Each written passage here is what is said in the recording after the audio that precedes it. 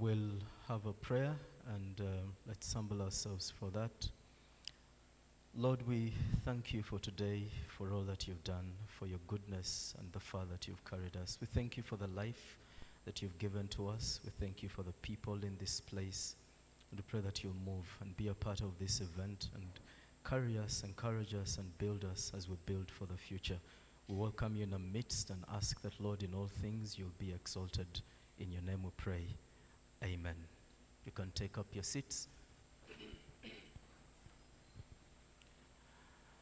Again, we would like to welcome you, our physical and online audience, for this Ngũgĩ wa Thiong'o Memorial event that's hosted by the Department of Literature at Makerere University. My name is Isaac Kizatibasima. I'll be your Master of Ceremonies for today. And before we begin, I'd like to recognize the presence of some distinguished guests here.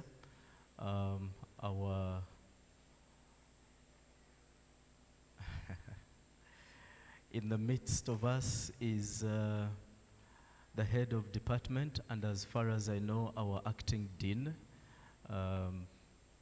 Dr. Eve Nabulia, who is the head of Department of Literature. And we also have the head of Department of English Language Studies, Linguistics, English Language Studies and Communication Skills. My teacher, Levis Mugumia, you're most welcome. We have the principal, the deputy principal, and here acting principal of the College of Humanities and Social Sciences, Professor Eric Awich Ochen. You're most welcome. We also have my teacher, Professor Ernest Okelo Gwang. You're most welcome. And my teacher too, Professor Austin Bukenya. You are very much welcome to this event. And we have other colleagues from the Department of Literature, colleagues from the School of Languages, Literature and Communication, and from the College of Humanities and from Makerere University. We also have online the family of Ngũgĩ wa Thiong'o, the late, and we are really, really excited to know that you have joined us at this event. So we are here to celebrate a man, and before we go on, I read something that had the following words, and probably that will kickstart us for this event.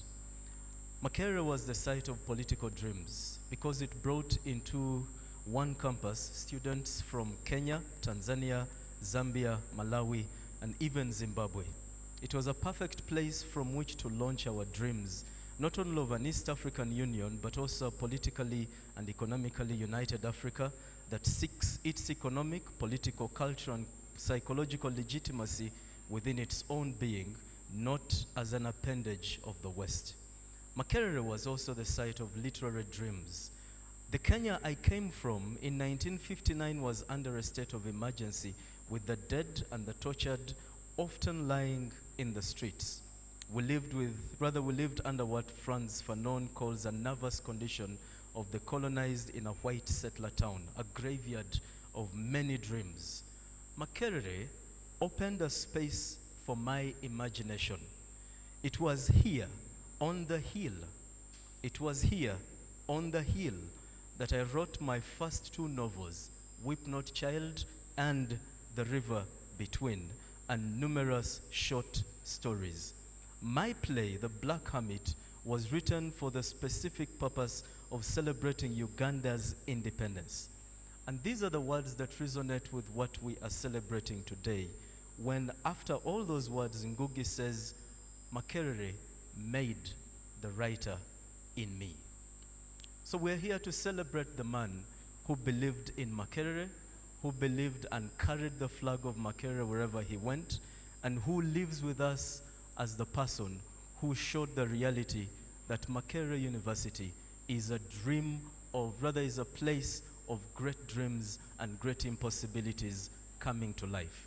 And we would like to celebrate this. We thank you for joining us at this event, and we really hope that we shall have a rich time with all of us. So as we begin our speeches, I'm going to ask and welcome our head of department in the Department of Literature to come make her remarks. And Yes, Dr. Eve Nablia, you're most welcome.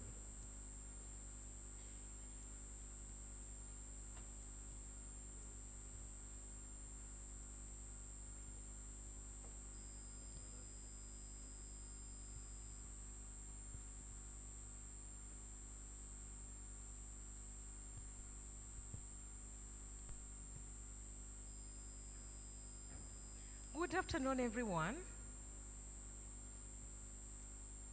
It's very exciting. The Vice Chancellor, here represented by the Deputy Vice Chancellor, Academic Affairs, the family of Ngũgĩ wa Thiong'o, with us here online, students of Ngũgĩ wa Thiong'o, friends of Ngũgĩ wa Thiong'o, members of Makerere University Management. I saw them here. Vice Chancellors and representatives from sister universities. We have colleagues from other universities. You're most welcome. The Principal of College of Humanities and Social Sciences, here represented by the Deputy Principal, Professor Wich, Principals, Deputy Principals, Deans, Directors, and Heads of Departments. Our keynote speaker, our own Professor Baschimba, professors, the academia, scholars, students from secondary schools around Kampala, you are very much welcome. Colleagues from Makerere University, Makerere University alumni, and our dear students, all Chusians, the media team, ladies and gentlemen, good afternoon once again. Thank you very much for honoring our invitation to join us for this great occasion.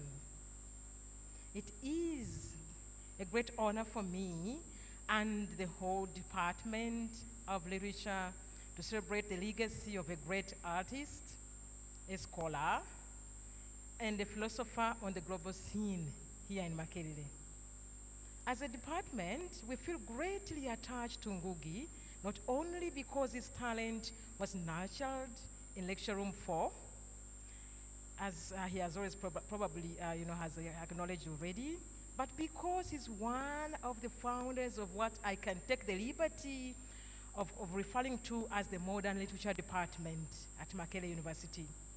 In 1968, James Ngũgĩ, as his name was then, together with Tabano Young and a few other African scholars, agitated for the renaming of the English departments in African universities. They wanted these institutions to be named Departments of Literature. And this is how our department acquired its current name. Now, the dream of these early career scholars was to enhance the recognition of the literatures of other cultures other than English, and the philosophical values of African literatures. Colleagues, I can testify that we have lived Ngũgĩ's dream. The Department of Literature at Makerere University promotes studies in literatures of a wide range of cultures, including the oral literatures of the different ethnic communities in Uganda. In fact, in the recent past, much of the research in the department has engaged with indigenous knowledges and wisdom of earlier generations concerning the social-political issues of our time, which is vested in our own unwritten artistic works, including the folk tales, the oral poems, music, riddles, and other form-like forms like ebyevugo. We mine our knowledge from all of that. As we stand here today, dear Deputy Vice Chancellor, as we stand here today, our Chief Guest, we want to inform you that the research in the Department of Literature at Makerere University has generated a lot of knowledge and insights on a wide range of development issues, including the natural environment, gender, poverty alleviation, governance, peace building, and international relations. These studies are well positioned to inform polities. Thanks for the fathers of the field like Ngũgĩ wa Thiong'o. This event has been made possible with the support from the Office of the Principal of College of Humanities and Social Sciences. Please join me to relay our gratitude with a loud applause.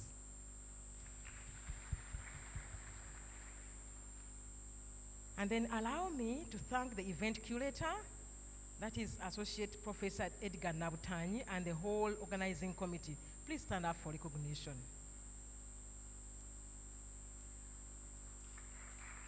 Where is the committee? Yes, the committee, was comprised of Associate Professor Susan Chiguli. Professor Susan Chiguli, please stand up so that our students who have come here to see you can see you. I know that they want to see Susan Chiguli, whom they have been reading about.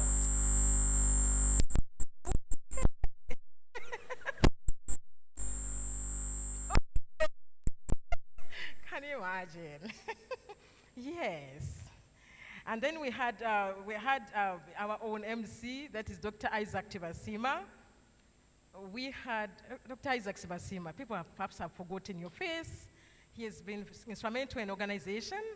We had Dr. Sin Magara. Dr. Sin Magara, our beautiful star. And we have Miss Julia Namiyingo and Miss Sophie Lacote, who have been organizing students and organizing the performances that you're about to see. And these have been also supported by the rest of the members of the department because we work as a team. So I would like to introduce to the rest Professor Dominic DiPio. Professor Dominic DiPio. Yes, all these award-winning scholars. And yes, and Professor Bashimba, who doesn't need to stand, you will see him later. And Associate Professor Ernesto Okolo Wang. And Mr. Lazarus Oklut. Yes, and a team of other students, our students in the department, they have all immensely invested in this occasion. So thank you very much. And in a special way, I would also like to recognize the contribution of our communication team led by Mr. Eric Ruvega and Madame Anyang Jen and Miss Yuta Namsango. Thank you very much because you have all made this wonderful. And then finally, I would like to thank you, and I'm going to clap for you alone because you have made it here. You have set up everything else to come and be with us. So I'm clapping for you. Thank you very much. And I will now return the mic. Thank you so much, Dr. Nabulia. If you listened to our anthem, it says, those who have been and those who here will be. I don't know if we know the anthem. Our Makerere students learned the anthem later, much later.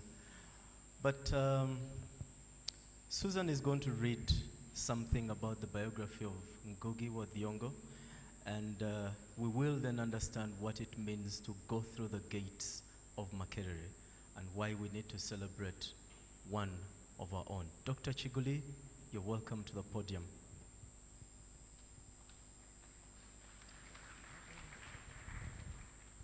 Thank you very much. I love the clause, I stand on the protocol that has already been established by the previous speakers, including my boss, the head of department. I would also like, with great excitement, to say welcome to the VC being represented by the Deputy Vice Chancellor Academic Affairs, Professor Sarah Sali. This is my first time to see you officially presiding over an event. So I would like to say congratulations again for making us proud. And you know that we come a long way away from Africa all together. Fetuli muchintu.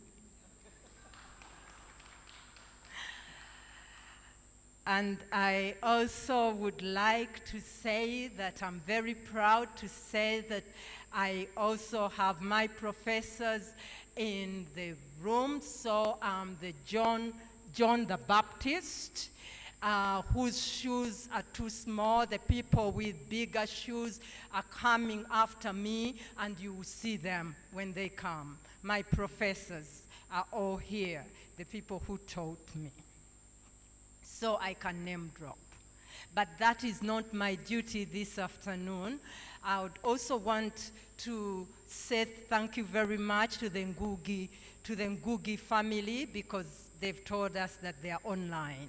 So welcome to the Ngũgĩ family, and we are so privileged that you lent us your father for all the time he was here, and you're still lending him to us. My duty this afternoon, I had just forgotten to say, I am so pleased to see all of you secondary school students, and I don't want to be accused of favoritism, but I see my old school up there. Never give up. My duty this afternoon is to present the profile of a literary legend and icon, the late Ngũgĩ wa Thiong'o. Friends, legends have a life of their own and dictate the terms on which they are perceived and even received. Therefore, my task is simultaneously simple yet complex. It is, I'm convinced, implausible to summarize a world-shaking 87 years of life in the 5 minutes I have been given. It is not even feasible to capture the firepower of conviction and commitment with which Ngũgĩ wa Thiong'o lived his life for his people, and to count the cost he had to pay all his life. Therefore, I propose that I limit myself to the basics and to the remembrance of him as one of us who always carried this place in his heart with the weight of both its accolades and challenges.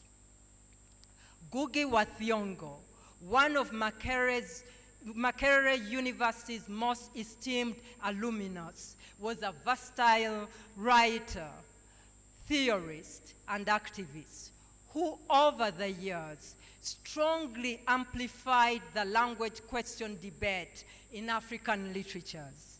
He came to us here at Makerere, then Makerere University College of East Africa, from 1959 to 1964.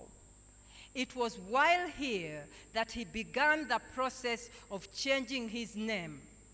On 7th March 1960, he officially changed his name from James Ngũgĩ to James Thiong'o Ngũgĩ. It was also at Makerere that Ngũgĩ, the writer, was born, and he has made this very clear in his Makerere memoir titled Birth of a Dreamweaver, A Writer's Awakening. The English department, which was his home department as an undergraduate, was very proud of him, and one of the reports about him, written on 3rd September 1963, stated, "He will certainly do the college honor in the future," a prediction that has proved so true over the years. Ngũgĩ, from the start of his life here at Makerere, demonstrated that he was a gifted student.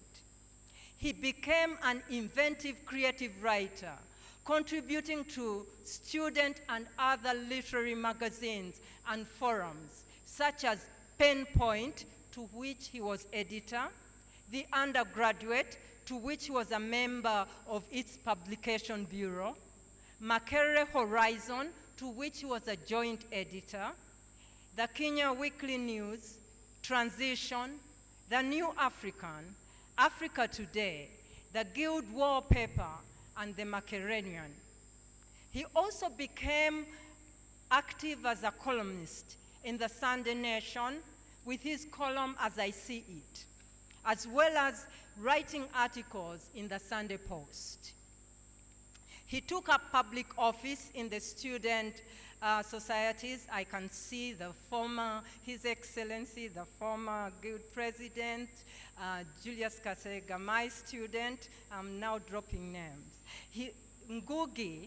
Ngũgĩ took up public offices like you did in the student societies. For example, he was the treasurer of the Makerere Students Discussion Group and was, in 1961, a member of the Guild Representative Council and later served on the Guild Executive as Information Officer.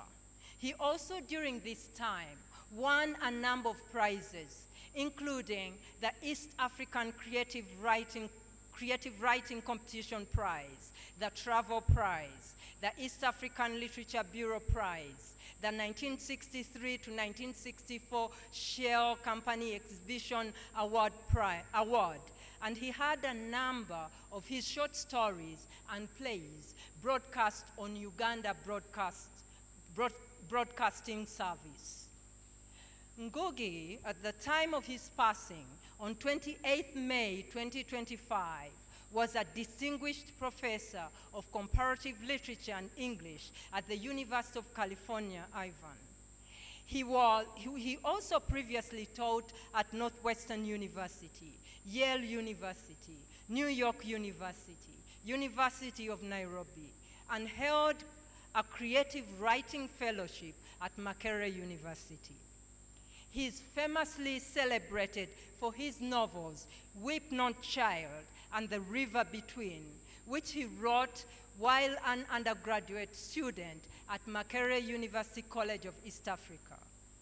He also wrote A Grain of Wheat, Petals of Blood, Devil on the Cross, Matigari, and Wizard of a Crow. He is also recognized for his plays, among which is The Black Hermit, written and produced during his student times at Makerere and staged to mark Uganda's independence in 1962. The play was widely advertised in Uganda's leading paper, the Uganda Argus, as the first play by an African to be staged at the Uganda National Theatre. He also, together with another alumna from Makerere, Michelle Githai Mugo, produced the play, The Trial of Dedan Kimathi. He then produced with Ngũgĩ Wamiri the play Ngahiga Ndenda, which led to his detention without trial in 1977. The play was translated into English and published as I Will Marry When I Want in 1982. The most discussed of his collection of essays is Decolonizing the Mind, which is regarded as a watershed publication of Ngũgĩ's ideological stand for identity and political independence, and in which he categorically states his stand for the development of African languages and literatures. He was also relentlessly proud of a work that was being done under his leadership at the International Center for Translation Studies in the University of California at Irvine, and his founding of Mutiri, a Gikuyu language journal at New York University. Ngũgĩ was the recipient of numerous accolades for his creative writing and intellectual work. He was an outstanding advocate of examining the problematic interaction between dominant and marginalized languages in post-colonial contexts.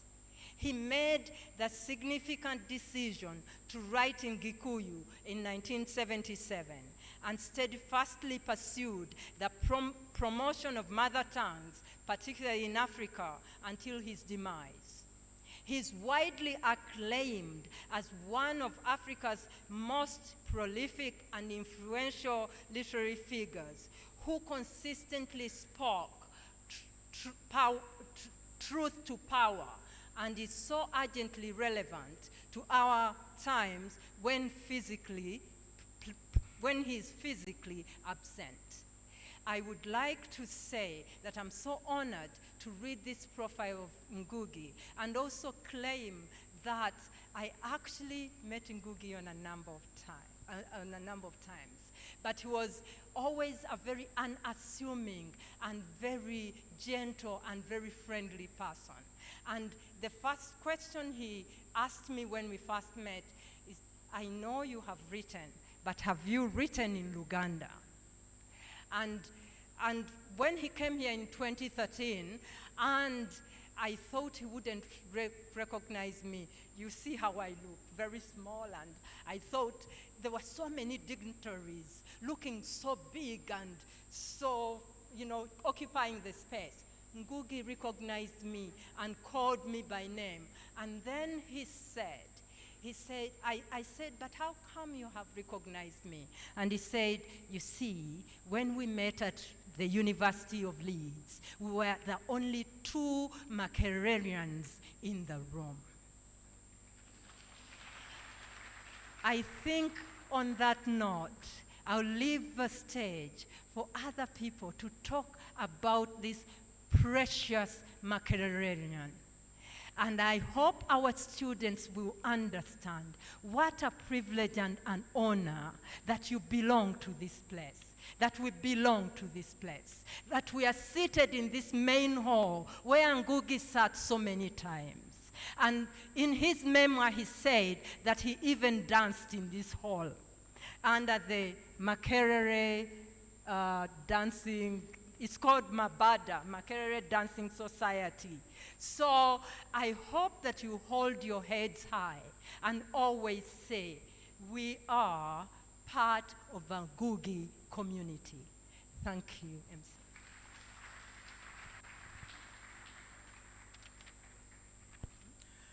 Thank you, Dr. Chiguli. And Susan and I are supervising a student working on Ngũgĩ, and it's one of the best privileges I have, especially working with my own doctoral advisor. It's a bit scary, but also worth the experience. And thank you, Susan, for that. I would like to welcome the Dean, the acting Dean, Dr. Levis Mogumia, my teacher. My students think I'm too old until they meet all my teachers. Dr. Mogumia, you're welcome. Thank you very much, my student Isaac. The Vice Chancellor, our guest, who is represented here by Professor Sarasari, Deputy Vice Chancellor in charge of Academic Affairs, the principals that are represented here, the deans who might be here, the heads of department, the family of Ngũgĩ who is online, colleagues from Makerere University, our alumni, especially those who passed through lecture room 4. I hope this lecture room 4 will be talked about later on. Our dear students, ladies and gentlemen, my duty this afternoon is simple. I'm here to welcome you to the celebration of the life of Makerere's son, Ngũgĩ wa Thiong'o. This is a life well lived, and even though we come to remember him and honor his life, we do so with great pride and gratitude that we count him in the lineage of Makererians. I want to announce proudly that Ngũgĩ wa Thiong'o was a direct product of what is now the Department of Literature, as has been highlighted earlier on, which is part of the School of Languages, Literature, and Communication, and we are proud of that. We are grateful to him for understanding the value of the subjects of literature and languages, and for showing Makerere, Uganda, Africa, and the world what impact these subjects can have on the world. He used the knowledge acquired in these subjects right here to produce creative and scholarly work, as has been highlighted by Professor Chiguli, and these have challenged the status quo and made the world notice and reflect on matters of identity, justice, and freedom. Ngũgĩ gave prominence to the crucial matter of developing our African languages, an issue that our school practically advances. And in his seminal work, Decolonizing the Mind, he advocates for linguistic decolonization. And he argues in this work that writing in European languages propagates colonial domination, a form of mental enslavement, and he urged us African writers to invoke our own indigenous languages to preserve culture, connect with our people, and participate in the anti-imperialist struggle. And some of us have done that. At least I can proudly say that I have been able to write a travelogue in my own language and a number of poems, a Thiong'o, in my own language. And I would like, to urge all of us to do something in our own language in honor of Professor Ngũgĩ. Indeed, he was a remarkable flag bearer whose contribution we always remember and celebrate. I would like to tell you a small story. In April 2022, we invited Professor Ngũgĩ wa Thiong'o to deliver a keynote address at a 3 International Humanities Conference here at Makerere, and this conference was scheduled to start from 23rd to 26th of August in 2022.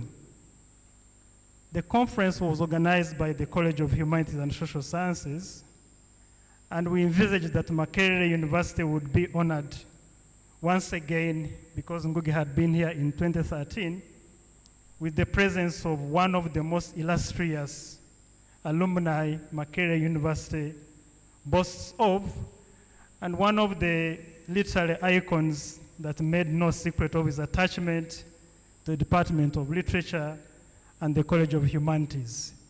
Maybe one thing that Susan Chiguli forgot to tell you, Ngũgĩ always said that he had a strong attachment to the Department of Literature and Makerere University.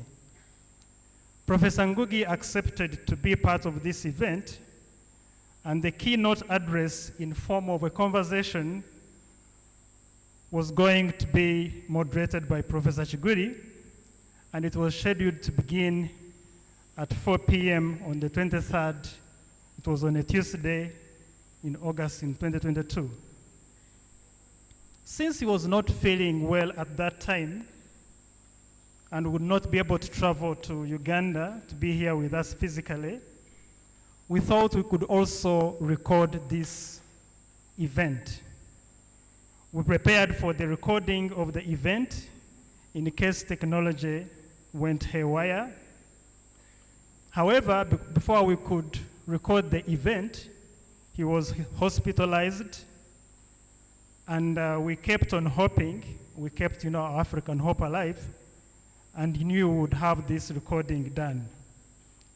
However, on the eve of the 22nd of August 2022, we received an email from Barbara Caldwell, the personal assistant, and I want to read verbatim this email.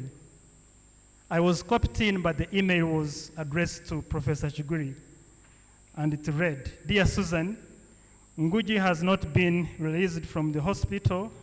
He sounds better and is making good progress.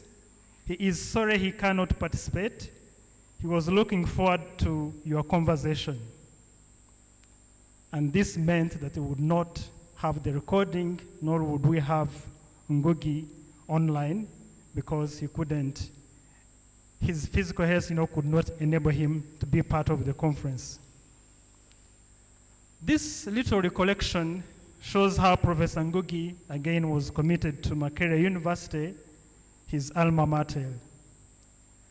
Although we were not able to host Ngũgĩ, a panel of literary scholars was convened comprising of Professor Abbas Kiyimba, Professor Dominic Dipio here with us, Mr. Arogius Kwitonda, who retired recently, and Professor Edgar Nabutanyi. And this panel discussed emotional attachment to Makerere University and the specific matters of experience of this man and his works. I'm happy that this afternoon gives us another chance to revisit the life of a great literary luminary whose talent was nurtured in our corridors. I welcome you all to be ears and learn of our history and see how to use it to build for the future. I would now like to invite our Deputy Principal, who is representing the principal, to address you. Thank you very much.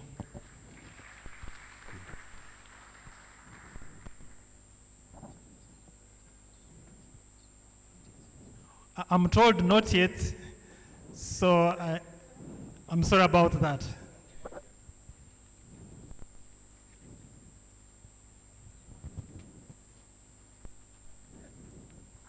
Sorry about that. Hello.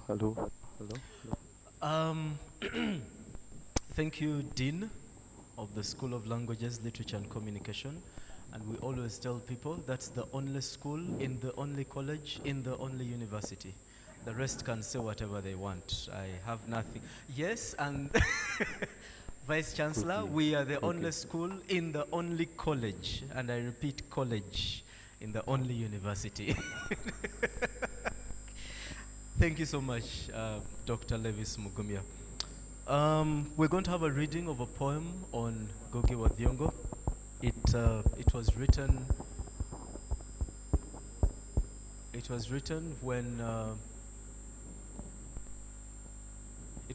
when Ngũgĩ died by our MA student who has just submitted his MA dissertation on a Ugandan poet, a very prominent Ugandan poet, and supervised by Susan Chiguli. So you know what we are dealing with here. Tumwesijo Precious is soon becoming a former MA student, and I see his mother is in the room. You're most welcome, Professor Aikoru. You're most welcome to this event. So Precious is going to perform a poem or read a poem on Ngũgĩ wa Thiong'o, and when he is done, I'm going to ask Hawa to please push a little bit to the front. Hawa will make a presentation, which will also be a poetry performance. Precious, you're welcome.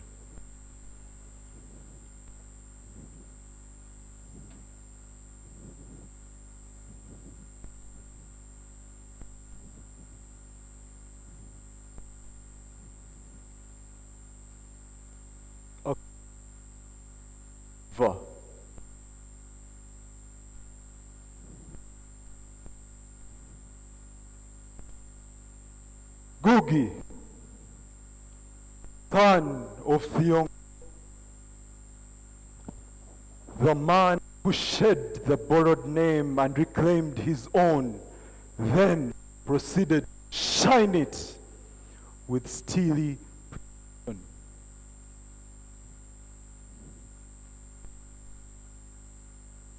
Ngũgĩ, son of Makerere.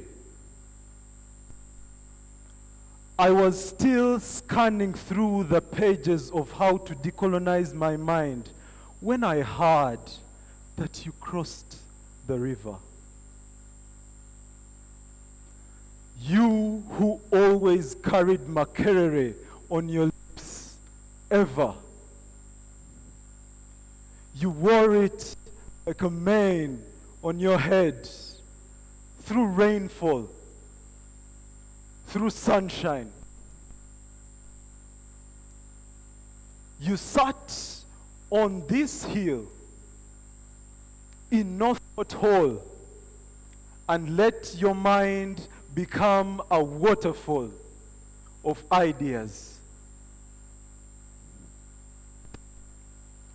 You walked on this hill thinking of East Africa,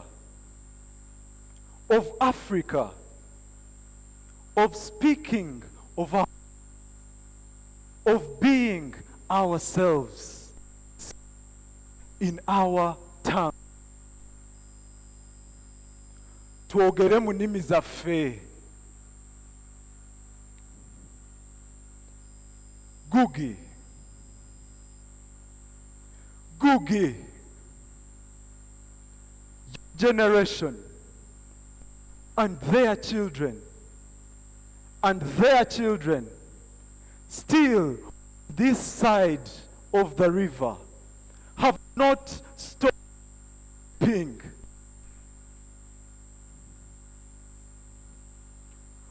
Thiong'o still presses his face on his window, still thinking of ways to free our writers from diaspora and from remorseless flogging.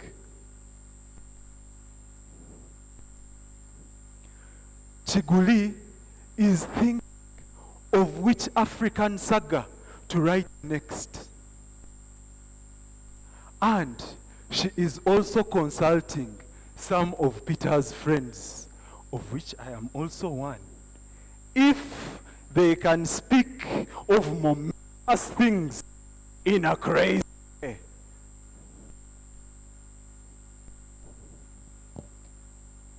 Kakwenza picked up his books and ran to another continent, bearing the scars of speech.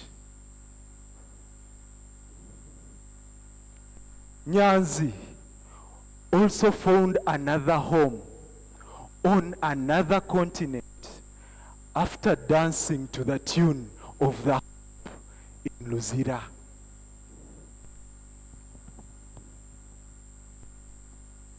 Kagai still writes and performs about matters of the state, but he does apologizing for his activity.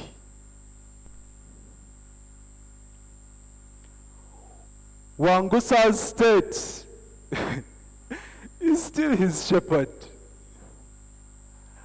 but he is getting tired of not wanting. We are all seated with one finger on the matatu, headed to the devil's feast. Ngũgĩ. Ngũgĩ. Have you seen Okot yet? If you do,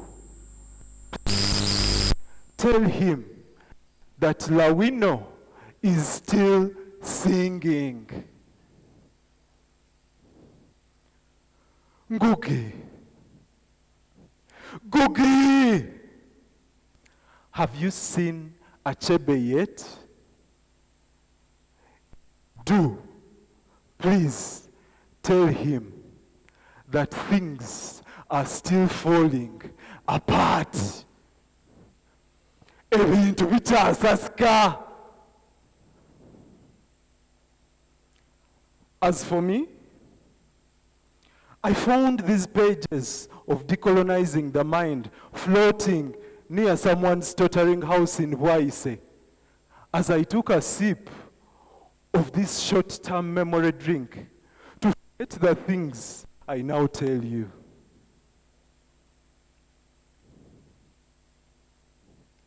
Instead, I want to listen to your compelling commitment to the unshackled people. I want to hear the children speak for themselves in vigorous voices, steeped in their roots, reaching down, unshaken and unshakable.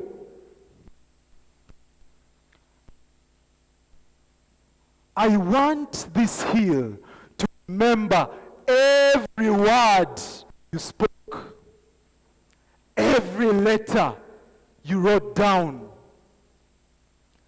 every struggle you stood for. I want this hill to raise memories of you, Ngũgĩ, son of Thiong'o, and have a song of thinkers in the future. Thank you.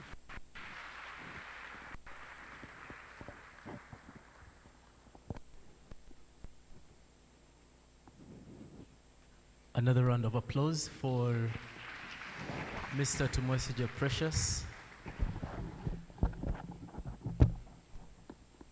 We are going to have a poetry performance, and please keep your eyes up here.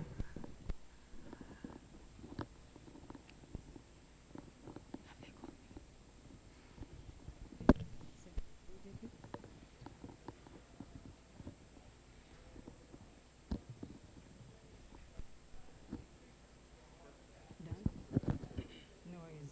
Should I start? Okay. Should I start? Can you hear me?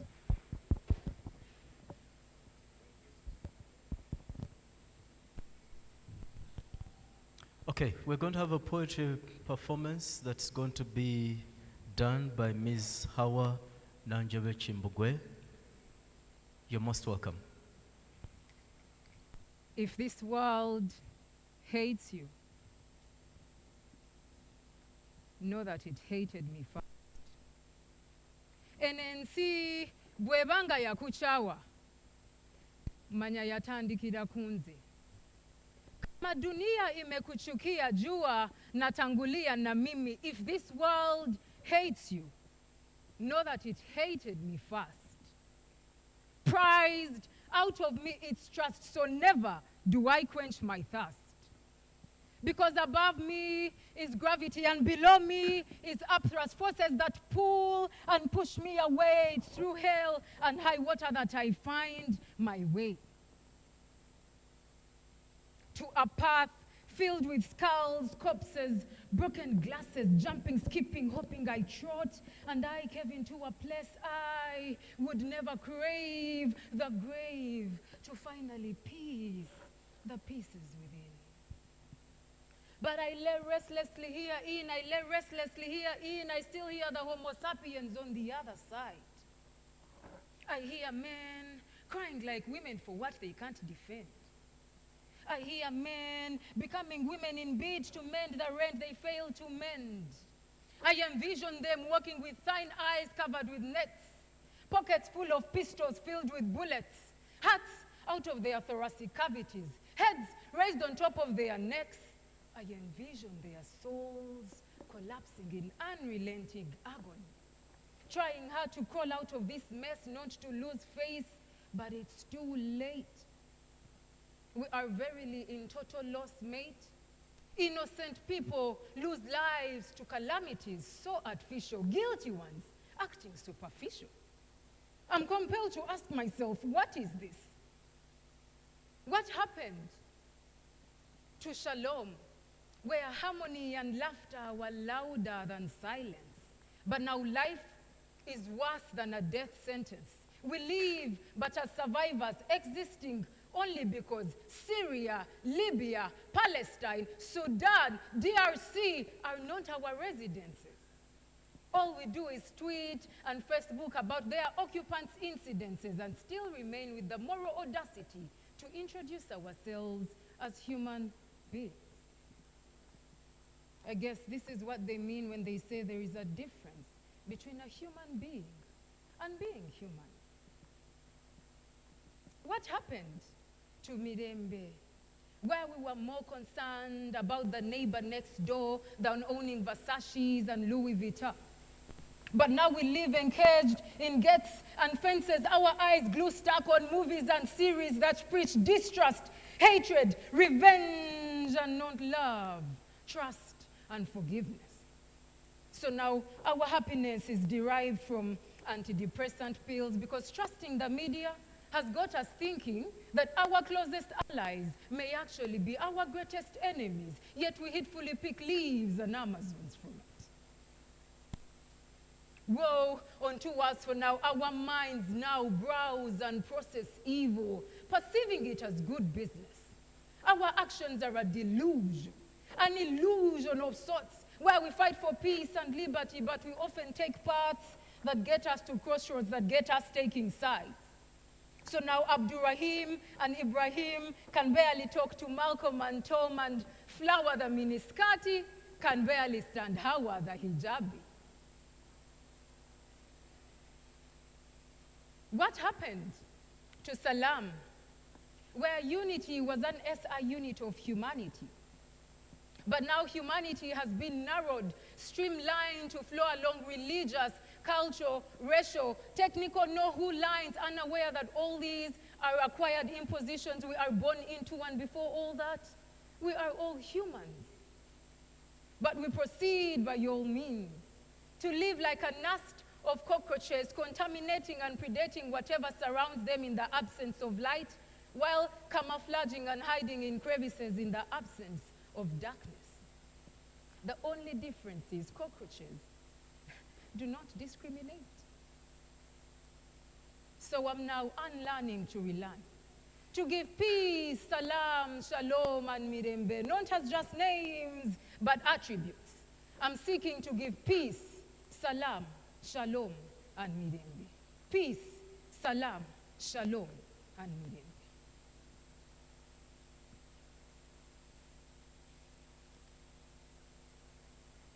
For the man who taught us that our mother tongues are not only greetings for our aunties, I apologize for reciting this poem in English. Each child that's birthed is born a dream weaver, threading hope like sisal through their tiny fingers. Each time they attempt to cross bridges at the river between, and we whisper, "Weep not, child." They either sleep on the mossy stones or awaken to their own strength. And each one of us here, gathered under this Makerere main hall, is either from the former or the latter. We sleep to hang on tight, like matoke fingers gripping the peeling. We sleep to grapple with our dreams in the current. Some of us are still sleeping, by the way, even now, still searching for which border will take us to our destiny, still negotiating the fare to our future. Or we awaken, we pick ourselves up from the riverbank, shake our kanzus, our gomeses, wring out our dreams like washing day laundry, and realize, this is where responsibility begins. It is here and now that responsibility starts. As the day breaks free from the night's engulf, like the first cock's crow over Wandegea, that rooster that never learned to sleep in, that one who thinks 4 a.m. is a reasonable hour for announcements. We see things much more clearly. Our visions are no longer blurred by yesterday's mist, no longer fogged by last night's malwa. We search in hindsight for hope. That if we came this far, stumbling through Maram in flip-flops, dodging potholes like Lake Victoria, then we can probably go further, climb higher than Namirembe Hills. Ngũgĩ taught us that the pen is mightier than the panga, that our languages carry our souls like baskets on our heads, that resistance is written in every tongue that refuses to be silenced, even when the power goes off middle of the sentence. And if we are to learn something from him as we have in the past, we know that we will not live forever. We are not Rolex, wrapped to last until lunch and then forgotten. But a story well told, that one never dies. It ripens like fene, like jackfruit growing sweeter by the season. So let's build or contribute to something that will. Let's plant seeds in the minds of the next weavers. Let's build for the future with more than just words. As we take action today, let's build for the future so that long after we've crossed our final river, long after our last cup of chai goes cold, our children's children will weep not, but awaken. Let's build for the future.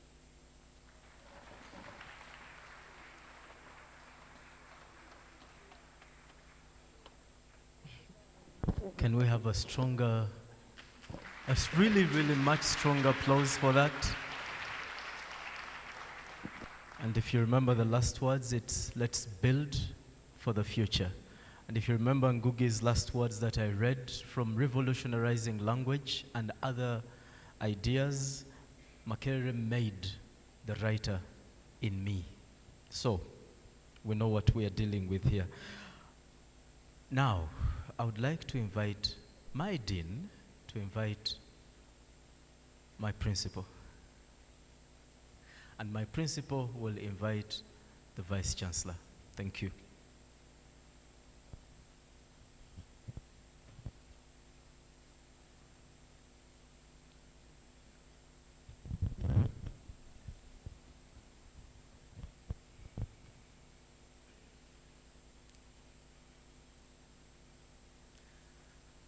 Okay, thank you so much, Isaac, the Master of Ceremonies, the Vice Chancellor, here represented by our newest Deputy Vice Chancellor for Academic Affairs, Professor Sarah Sally, the Vice Chancellor Emeritus, here with the Deputy Vice Chancellor Emeritus for Academic Affairs, and a distinguished Associate Professor in the Department of Literature, Professor Hannes Okello-Gwang, all other principals and deputy principals who are here, professors emeritus, including Austin Bukenya, who is here with us, heads of departments and deans, all invited guests, distinguished invited guests. I'm happy to see some celebrated actors and perhaps actresses also, filmmakers here in the audience. A special recognition to our students. I think my sister, Professor Sarah Chiguli, recognized her secondary school alma mater, that is Gayaza High School. I see them on the left there. And all other students from all other institutions which I cannot recognize by their uniform. You are very most welcome to Makerere University and also to the College of Humanities and Social Sciences, which hosts the Department of Literature, which is organizing this event, and which has been the department which nurtured Ngũgĩ wa Thiong'o to the global icon that he actually was.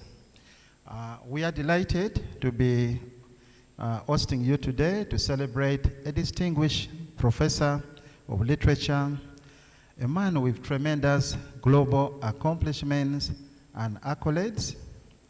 And as has already been indicated, Makerere was very instrumental in Ngũgĩ wa Thiong'o's life, because it was here that he actually honed his writing skills, and he was definitely one of Makerere's greatest alumni. Ngũgĩ was not only an African scholar, of course nurtured here, as I indicated, but a global icon of literary scholarship, renowned and respected across the world. I believe the majority of secondary school students in many an African country would have read at least one of Ngũgĩ wa Thiong'o's books by the time they complete secondary schools, even though they will not be doing literature as a subject at that level. Personally, I first read Ngũgĩ wa Thiong'o's book when I was probably around 13, 14 years in primary 7.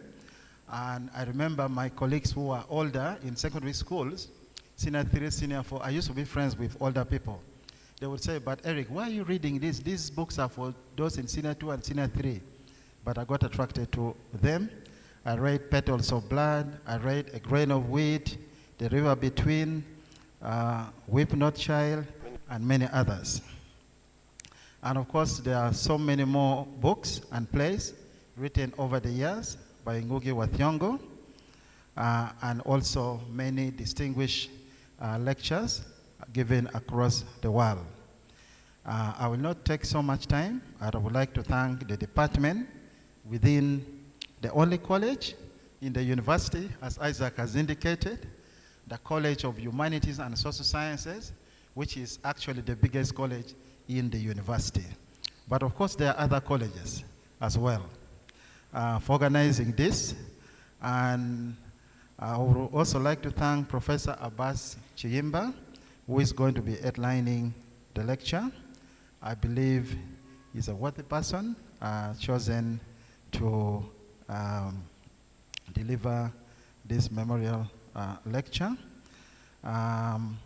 And maybe I should also mention this. I think I forgot to recognize the family of Ngũgĩ wa Thiong'o. I recognize you. I've been told you are online. But I should also mention that in 2022, when we invited Ngũgĩ wa Thiong'o to give a lecture as part of the conference that we were organizing, we also went ahead as a university to plant a tree in his memory in the college main quadrangle, which is just over here on my right. And the tree is doing very, very well. It has now grown. I think it is even over 6 feet tall. And with these very few remarks, I would like to now do the honor to invite the Vice Chancellor, represented by the Deputy Vice Chancellor for Academic Affairs, Professor Sarah Sally, to address this audience. Professor, please.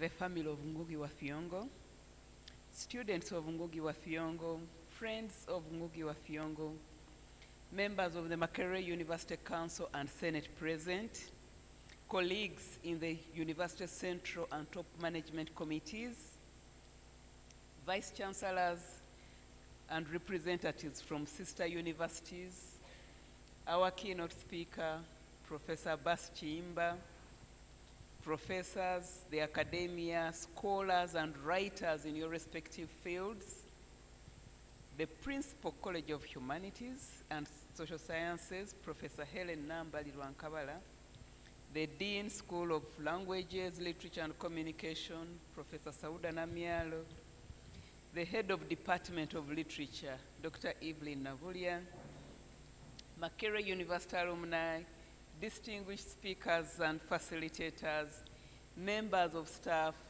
our dear students, all Chushians, all invited guests, including our online participants, the media, ladies and gentlemen. Good afternoon. I am most privileged to speak to you this afternoon as the guest representing, our representative of the Vice Chancellor, Professor Barnabas Nawangwe. I am further honored to stand before you as the newly appointed First Deputy Vice Chancellor, Academic Affairs of this great university. We are all gathered here this afternoon in this timeless main hall to remember our own son, Ngũgĩ wa Thiong'o. Makerere University is known to follow our African practice and heritage of remembering and honoring legacy. We are therefore proud to hold this memorial event as an act of respect, but also in recognition of the pride and glory which Ngũgĩ wa Thiong'o brought us. He also always did say that being part of Makerere made him proud. I am aware that there are many guests who have joined us for this occasion, including students from several secondary schools up there and others from outside these great gates. I join previous speakers in welcoming you all and appreciate your presence, knowing well how deserving of honor the son we are celebrating today is. Ngũgĩ wa Thiong'o, then still James Ngũgĩ, as Professor Chiguli already illustrated, came to us here at Makerere when we were still known as the University College of East Africa in 1959. He spent the next 4 years on this hill until 1964. From our knowledge of Ngũgĩ's relationship with Makerere, we can claim that he always felt part of this place and actually came back several times in several capacities to spend time here. Indeed, his bond with Makerere and our bond with him is one we claim, which even his death on 28th May 2025 cannot erase. Ngũgĩ made known to the world that his writing career began here. He says this clearly in his memoir of this place, The Birth of a Dream Weaver, A Writer's Awakening.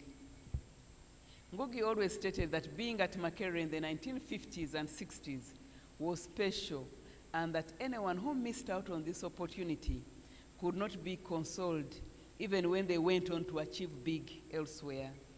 I don't know what this says about our MC who was not yet born at that time.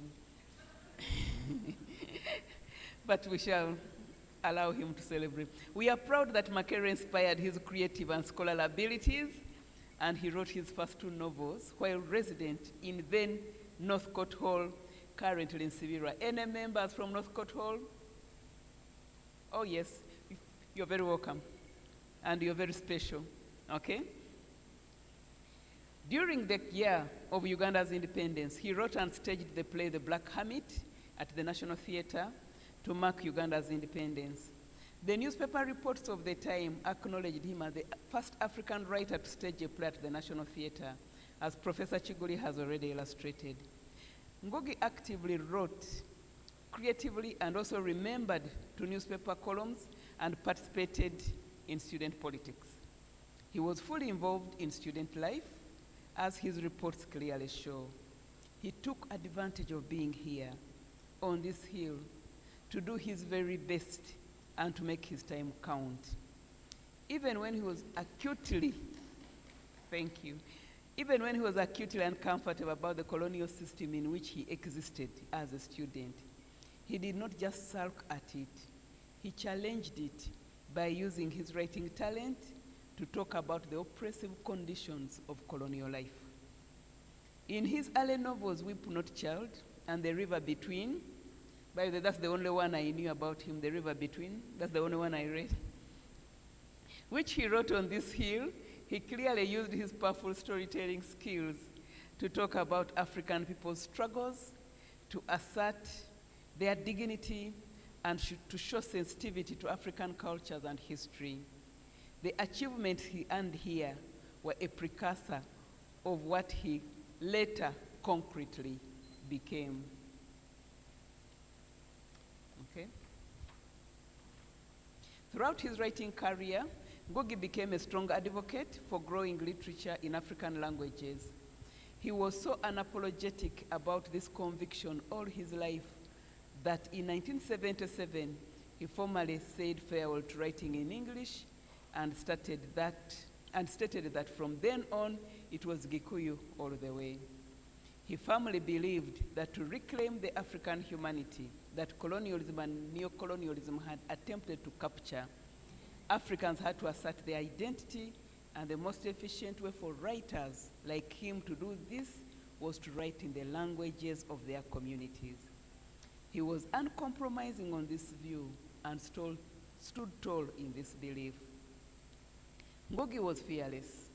He was a fearless activist who paid clearly, dearly for his beliefs, first by being imprisoned and then by being forced into exile. He loved his country. He was committed to matters of justice and liberation for Kenya, East Africa, and Africa as a whole. He last visited Makerere in 2013 to celebrate 50 years of the University of East Africa.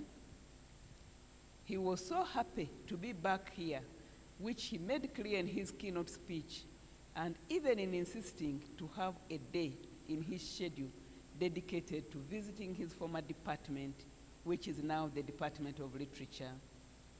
It was at the Department of English when he was a student, and later in 1968, when he was one of the 3 lecturers with Taban Lo Leong and Aur Ayumba, who were instrumental in the renaming of the department as Department of Literature from the Department of English.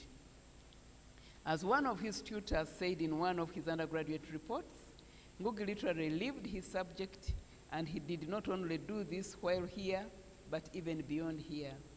He was a consistent fighter for dignity, for never forgetting the people's background and history, and for breaking the chains to create a free world for everybody. His writing was fiery, but in actual presence, he was an unassuming personality who wanted to inspire and encourage other people to excel and to live according to their principles, whatever the price. I am glad that students have turned up in huge numbers to honor a fellow Makererian of this nature. I know the lessons he stood for so clearly will continue to be an inspiration. I challenge you to set the stage while here for even greater achievements when you leave, and for those yet to come, to actually walk in his footsteps. His Makererian tutors predicted in 1963 that he will certainly do the college honor in the future. This is what he went on to do and continues to do even in his physical presence.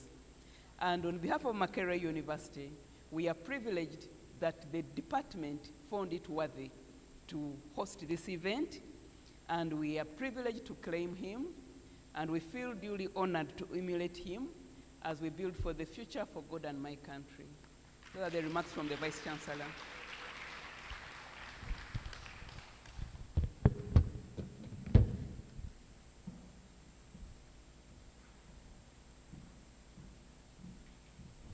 Another round of applause to our Vice Chancellor. And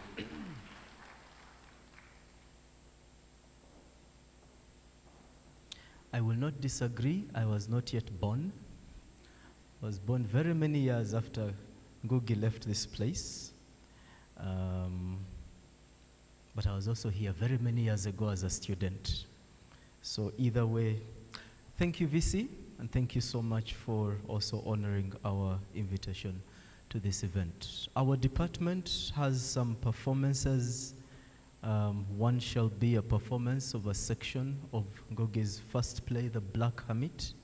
The second one will be a reading from a short story I remember doing in my first year in 2002, a Mercedes funeral. And once that is done, we will have a keynote address. Ms. Lacote and team, you are welcome to the stage.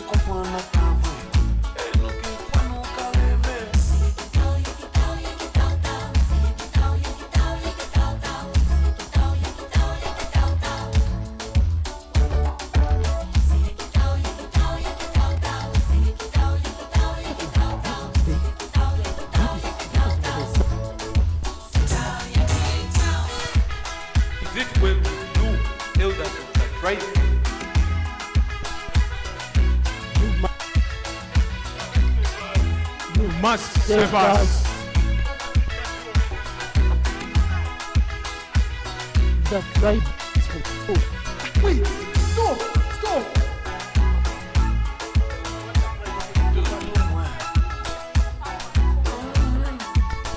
Control our land. But wait, what is it you people want from me? You want me to come back home? Yes, we do. You really want me to lead you? Okay, then all of you go home. For I will never come back home.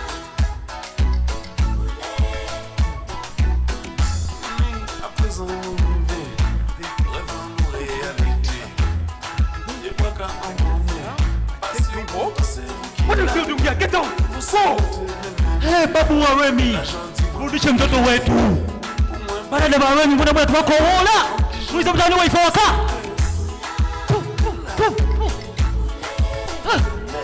Tuna turudi. One good memo. This must bring him back. What are you still doing here? Go! Get out! Come back. Get out! You come back. Elders, you come back. What is this? What is this? Do I look like I built for myself here? Do they think it would be that easy to bring me back? Who do they think they are? Oh. Good day, Pastor. It is well. You have come a long way. It's not a long way to a man's heart here. And Christ is there to lead the way. Christ is there to lead the land and all the people. Am I right? Yes, Remy. We need you. No, God needs you. I can't be hearing right. You too, Pastor. You too want a political party. Not so, my child. Your mother needs you. And Christ calls you to lead these people to the cross. I am not a savior, Pastor. I once served Mother, acceding to all of her wishes. And in those days, she clung to me and... Why you, Pastor? You know what? Go home, Pastor. If you Christians want me to lead you, I shall lead you. If the tribe calls me, I shall go home. And if Mother wants me to serve her, I will go home and serve her. Tell it to the mountains, tell it to the ridges, and tell it to all the land. Remy, it's coming back. God bless you, my child.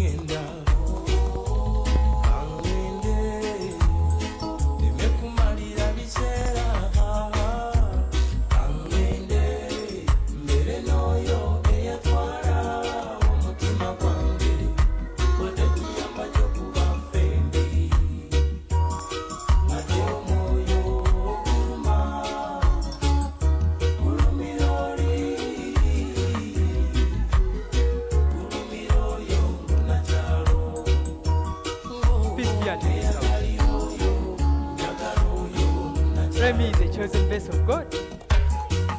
Doubt not, but be prepared.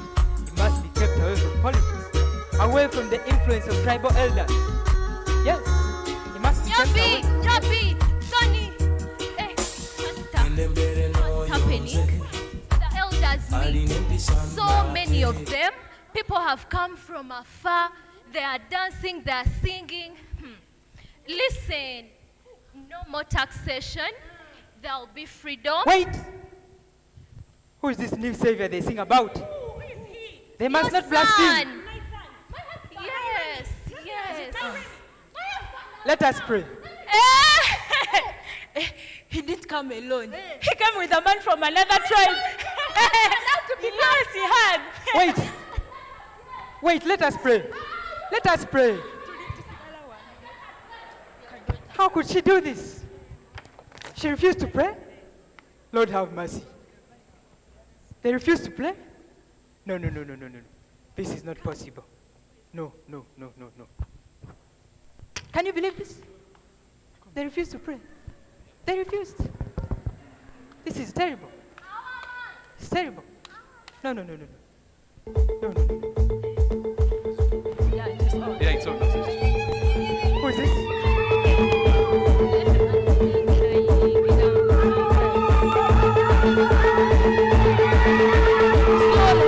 Slowly.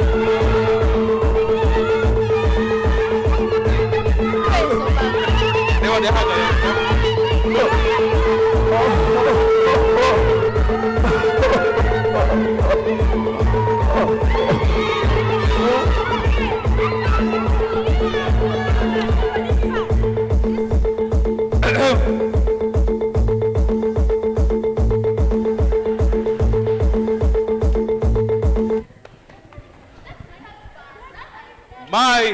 My dear tribesmen, independence and nationalism cannot coexist with tribalism.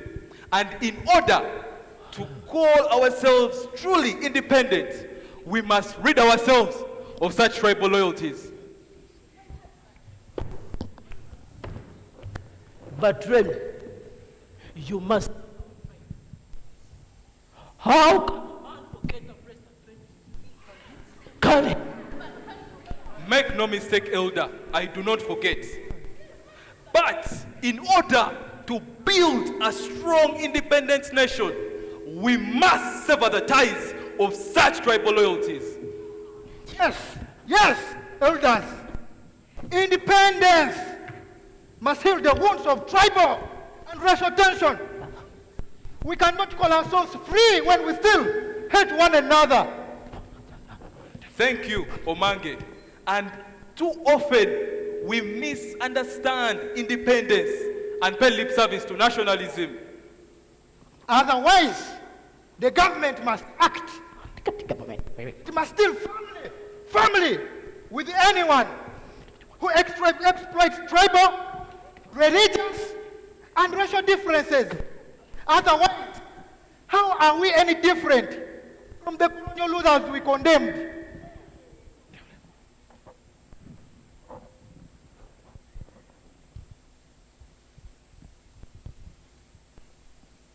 Allow me make three things clear.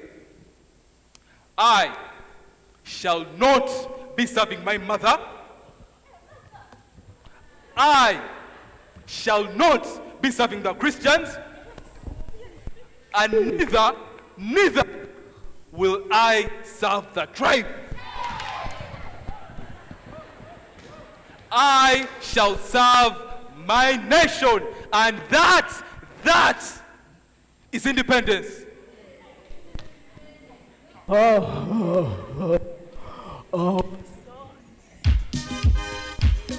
Become a children.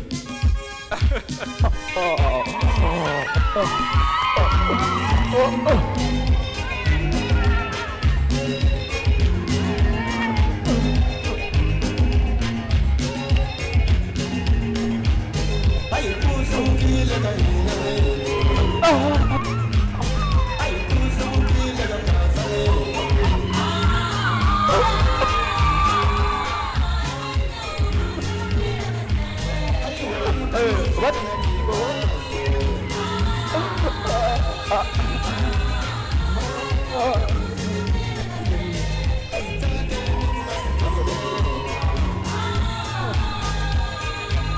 ikata kwa.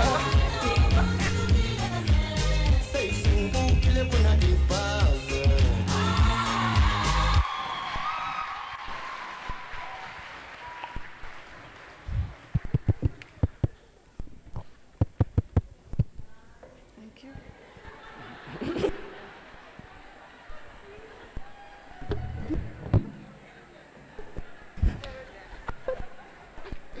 My was stable.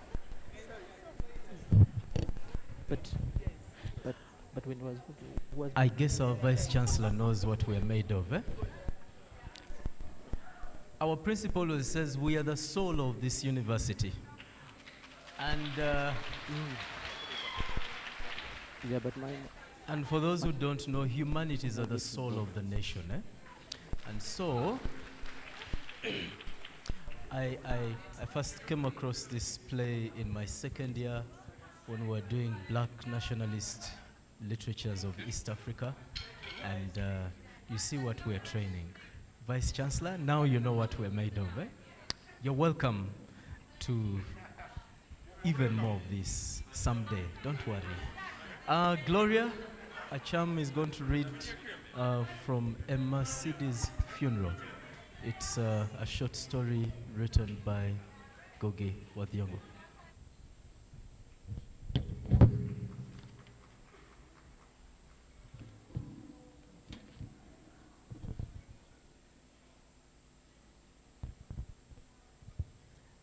Just to give this short story context before I get into the reading of the extract. The story is set in the village of Ilmorong during an election campaign where an incumbent member of parliament, Honorable John Joe James, famously known as JJJ, is being challenged by multiple rivals. The central character is Wahinya, a poor security guard at a local bar who dies suddenly.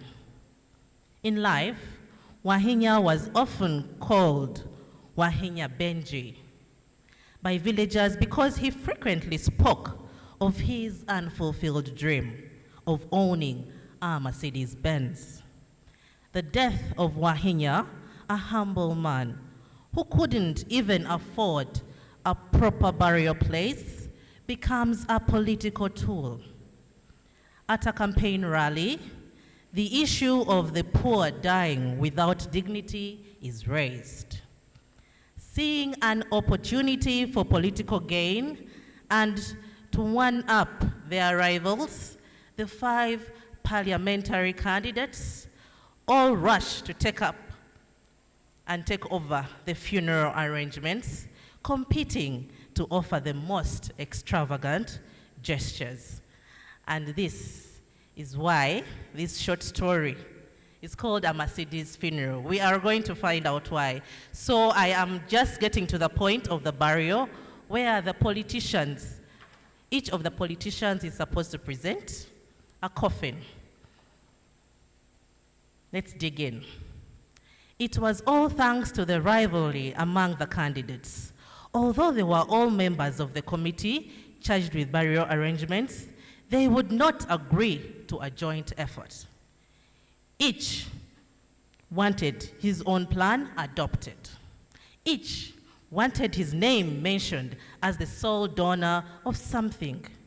After 1 or 2 richer sessions, the committee finally decided on a broad policy: the coffin and the cross.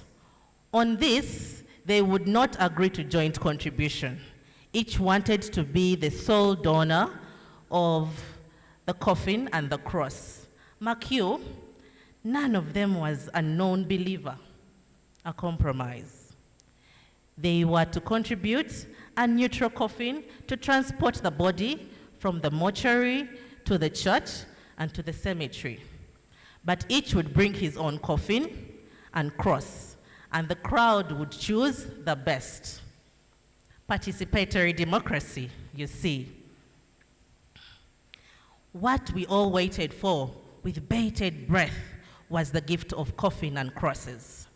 There was a little dispute as to who would open the act. Each wanted to have the last word. Lots were cast. The student, the farmer, the businessman, and JJJ followed in that order. The student tugged at his Lumumba goatee. He lashed at wealth and ostentatious living. He talked about workers, simplicity and hard work. That should be our national motto. And in keeping with that motto, he had arranged for a simple wooden coffin and a wooden cross. After all, Jesus had been a carpenter. A few people jeered as the student stepped down. Then came the farmer. He too believed in simplicity and hard work. He believed in the soil. As a government chief, he had always encouraged wananchi in their patriotic efforts at farming. His was also a simple wooden affair, but with a slight variation. He had already hired the services of one of the popular artists who painted murals or mermaids in our bars to paint a picture of a green cow with udders and tits ripe full with milk. There was amused laughter from the crowd. What would the businessman bring us? He, in his dark suit with a protruding belly, rose to the occasion and the heightened expectations. People were not bothered that a few had never had it so good. What was needed was a democratic chance for all the Wahinyas of this world, a chance to make a little pile so that on dying, they may leave their widows and orphans decent shelters. He called out to his followers. They unfolded the coffin. It was truly an elaborate affair. It was built in the shape of a Hilton hotel, complete with stories and glass windows. Whistles of admiration and satisfaction at the new turn in the drama came from the crowd. His followers unfolded the cloth, an immaculate white sheet that elicited more whistling of mused approval. The businessman then stepped down with the air of a sportsman who had broken a long-standing record and set a new one that could not possibly be ever equaled. Now, everyone waited for JJJ. His 6 years in Parliament had made him an accomplished actor. He took his time. His leather briefcase with bulging papers was there. He collected his ivory walking stick and fly whisk. His belly, though big, was right for his height. He talked about his long service and experience. People did not, in the old days, send an uncircumcised boy to lead a national army, he said, slightly glancing at his opponents. He had always fought for the poor, but he would not bore people with long talk on such a sad occasion. He did not want to bring politics into what was a human loss.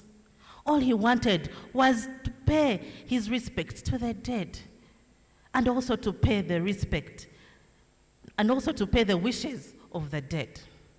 Now, before Wahinya died, he was often heard to say, but wait, this was the right cue for his followers. The coffin was wrapped in a brilliantly red cloth. Slowly, they unfolded it. People in the crowd were now climbing the backs of others in order to see, to catch a glimpse of this thing. Suddenly, there was an instinctive gasp from the crowd when at last they saw the coffin raised high. It was not a coffin at all, but really an immaculate model of a black Mercedes-Benz 660S complete with doors and glasses and maroon curtains and blinds. He let the impact made by this revelation run its full course.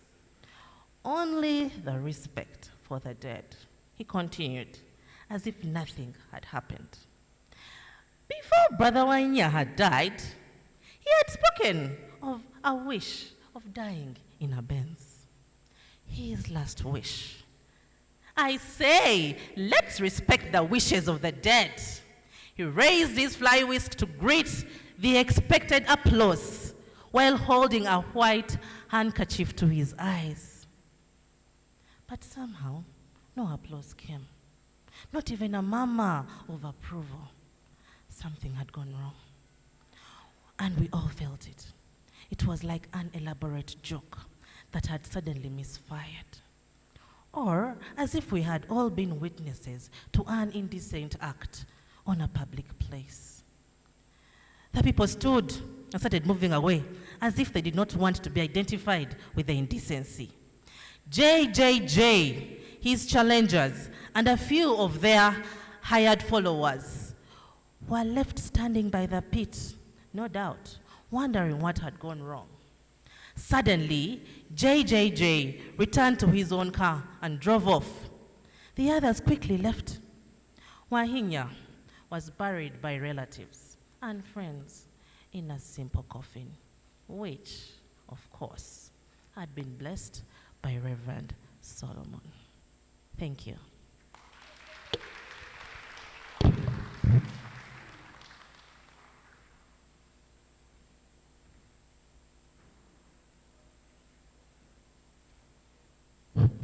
Another round of applause.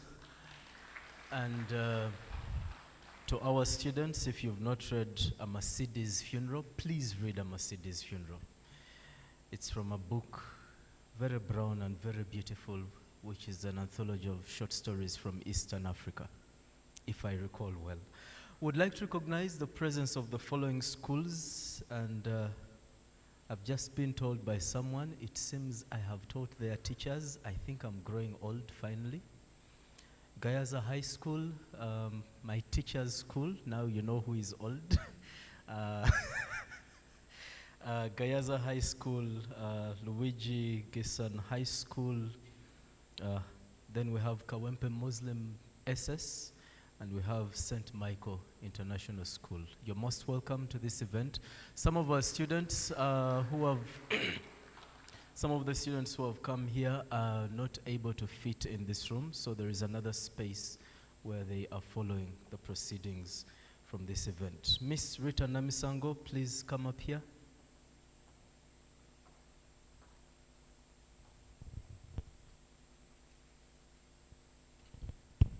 Yes, thank you very much, Isaac.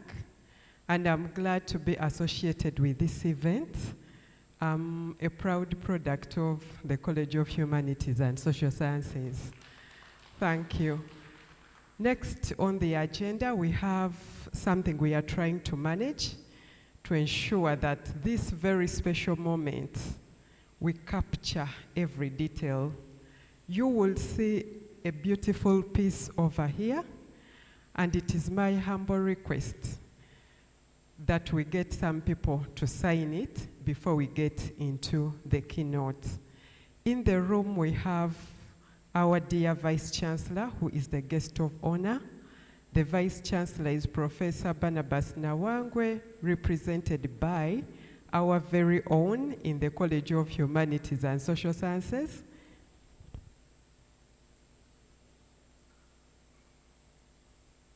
That is Professor Sarah Sally.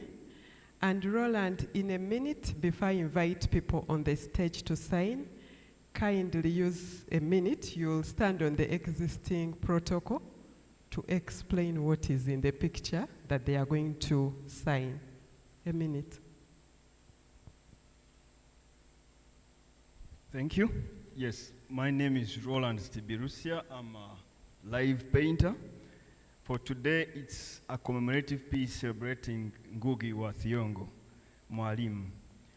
This is a piece that has been made today in a special way to commemorate and celebrate his life. At the School of Department, the ones invited me, and they were very excited to me to share that story. I met Ngũgĩ wa Thiong'o in this hall in 2013, and I was able to paint his face. They invited me to Kenya, I painted his face again. They invited me to New York, I did the same. And today, I'm privileged to really celebrate Ngũgĩ in a special way and painting another one as we. Thank you. Yes, so may I humbly request the principal of the College of Humanities and Social Sciences, represented by the Deputy Principal, Professor Awich, to lead the entire team that is seated with you. The Vice Chancellor will sign first, then the rest as we follow. Please move to the stage, and then let us participate in the signing of this special piece. To all our online participants, what is going on? This is the Professor Ngũgĩ wa Thiong'o memorial event, and at this moment, we have a live painting in honor of Professor Ngũgĩ wa Thiong'o. And what is happening is the Vice Chancellor, Professor Barnabas Nawangwe, represented by the Deputy Vice Chancellor, Academic Affairs, Professor Sarah Sali. Wow, the Vice Chancellor will remember that the cameras are in a particular direction. Yes, I hope you're capturing it.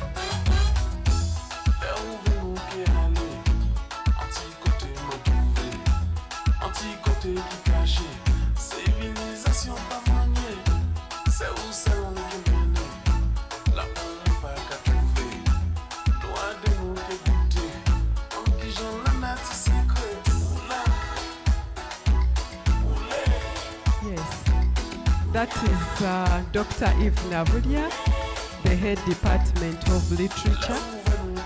And I'm going to humbly request, the good thing you're still energetic and you're signing on our behalf, that even when you sign, you kindly remain where, you kindly remain on the stage and smiling. I don't know how that will last.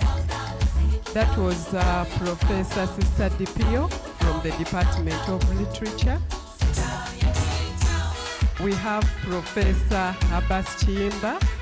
Very soon he will be delivering the keynote speech, still from the Department of Literature. Kindly you remain on the stage. Professor Abbas Chiimba, please remember we need a smile. Thank you very much. Then we have our very own, they call him EOO, is that so? Yes, Professor Ernest Okelo Ogwanga, and also he's a former Deputy Vice Chancellor Academic Affairs at Makerere University from the Department of Literature. Yes, we have the person signing is Mr. Oscar Chimanuka from Rwanda, and he's a classmate of Professor Abbas Chiimba. Yes. should I introduce the person there? Okay. Due to public demand, that is SK, right? Yes. SK needs no introduction. We need a beaming smile, SK. Yes. Next. Dr. Levis, did you sign? Okay, we've all signed, so please, let's kindly let us move up to here, for a photo moment. Yes, here. The first person should be here. The MC, yes. The MC, Dr. Isaac Tibasima, where are you? Dr. Cindy Magala, please join this photo. Just a minute. Dr. Cindy Magala, please join this photo. Members of the department, please come and join the photo. Please come and join the photo. The Department of Literature, I think that's what, to be specific.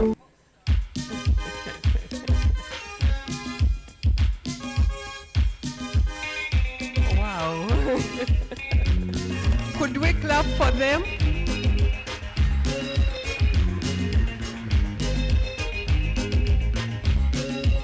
Yes, thank you for that beautiful sound.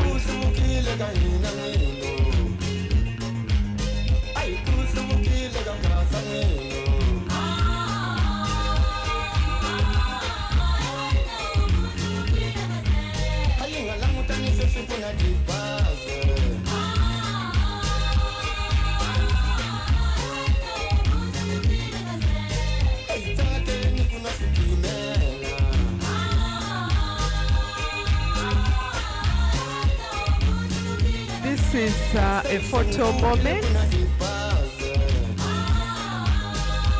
A photo moment of the Vice Chancellor, represented by the Deputy Vice Chancellor Academic Affairs, Professor Sala Sadi, the Deputy Principal of the College, and all members of staff in the Department of Literature, College of Humanities, and Social Sciences. Thank you very much. Permit me to hand over. Thank you.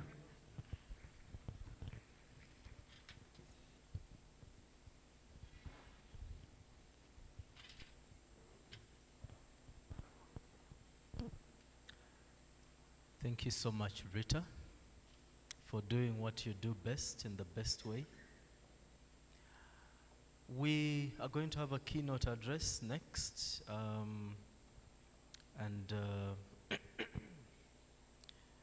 before we have the keynote address, we will have Professor Okelo Gwang introduce the speaker, and then he will also invite the keynote speaker for this event. Professor Gwang, you're welcome.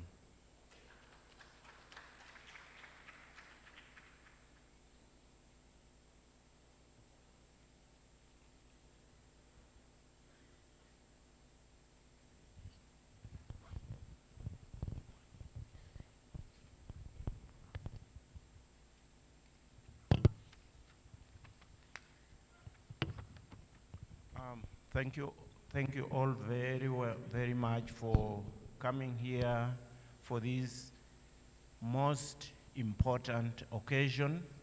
I'll not run through all the protocol because it has been wonderfully done by the previous speakers.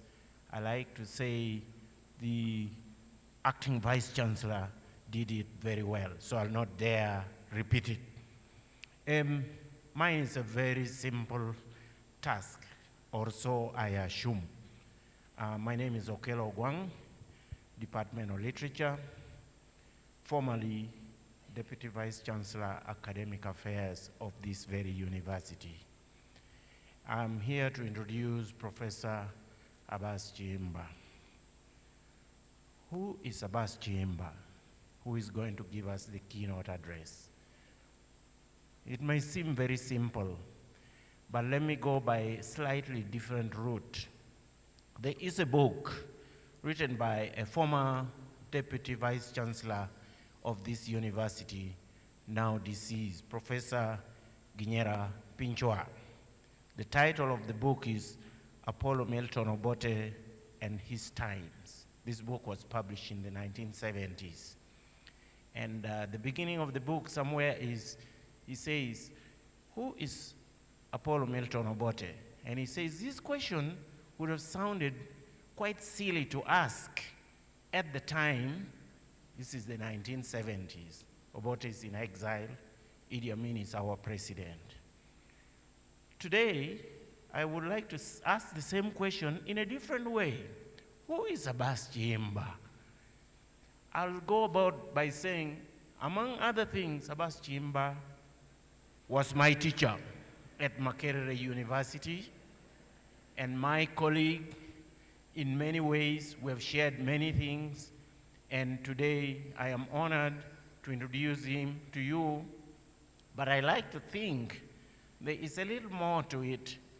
Abbas Chiemba has translated Okot Pabitek's Song of Lawino into Luganda, and so he is the right person to talk to us because our very own Ngũgĩ wa Thiong'o has always insisted that we must write in our mother tongues.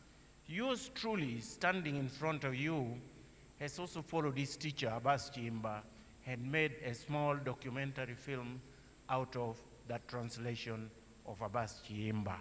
So we are living in the spirit of Ngũgĩ wa Thiong'o, whom I first bumped into in 1994 during the 7th Pan-African Congress when he came into this hall.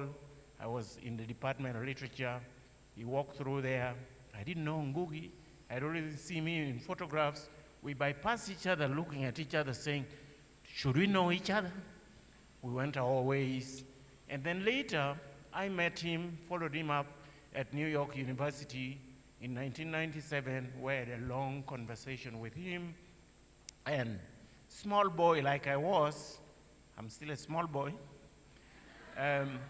he told me he was about to publish a book titled Pen Points, Gun Points, and Dreams. And he also went ahead to say, you, being me, are quoted in the book. I'm like, okay, hallelujah. That was the first time a man of status is quoting a small boy from Makerere, a fellow Makererian. That is that. So there's so much to say about that, but today is not my day. But I want to say, as a midnight child, as one of the Uganda's midnight children, because I was born in the very year of the Conference of African Writers of English Expression, which took place on this very hill in June 1962. That is also the year of our independence. And Ngũgĩ was an active member of that group. So I really wanted to come for that conference, you can imagine. And my mother said, no, you're only 6 weeks old, you can't come. And I cried my heart out. But finally I'm here, so late, and you know, all is very well. But I want to say something about Abbas, my teacher and my colleague. Abbas, one time we went for a burial in Busoga. Abbas also studied in Busoga there. We had gone to bury our teacher, Dr. Chidubuka, who had passed away in an accident. I don't want to get into that now, today. And we were driving back, 3 different vehicles. I was sharing a vehicle with Professor Wangusa. Abbas was driving a smaller departmental vehicle, and he was really bullying us, driving, pushing us, and I'm like, Abbas is not behaving well today. But we reached Kampala safely.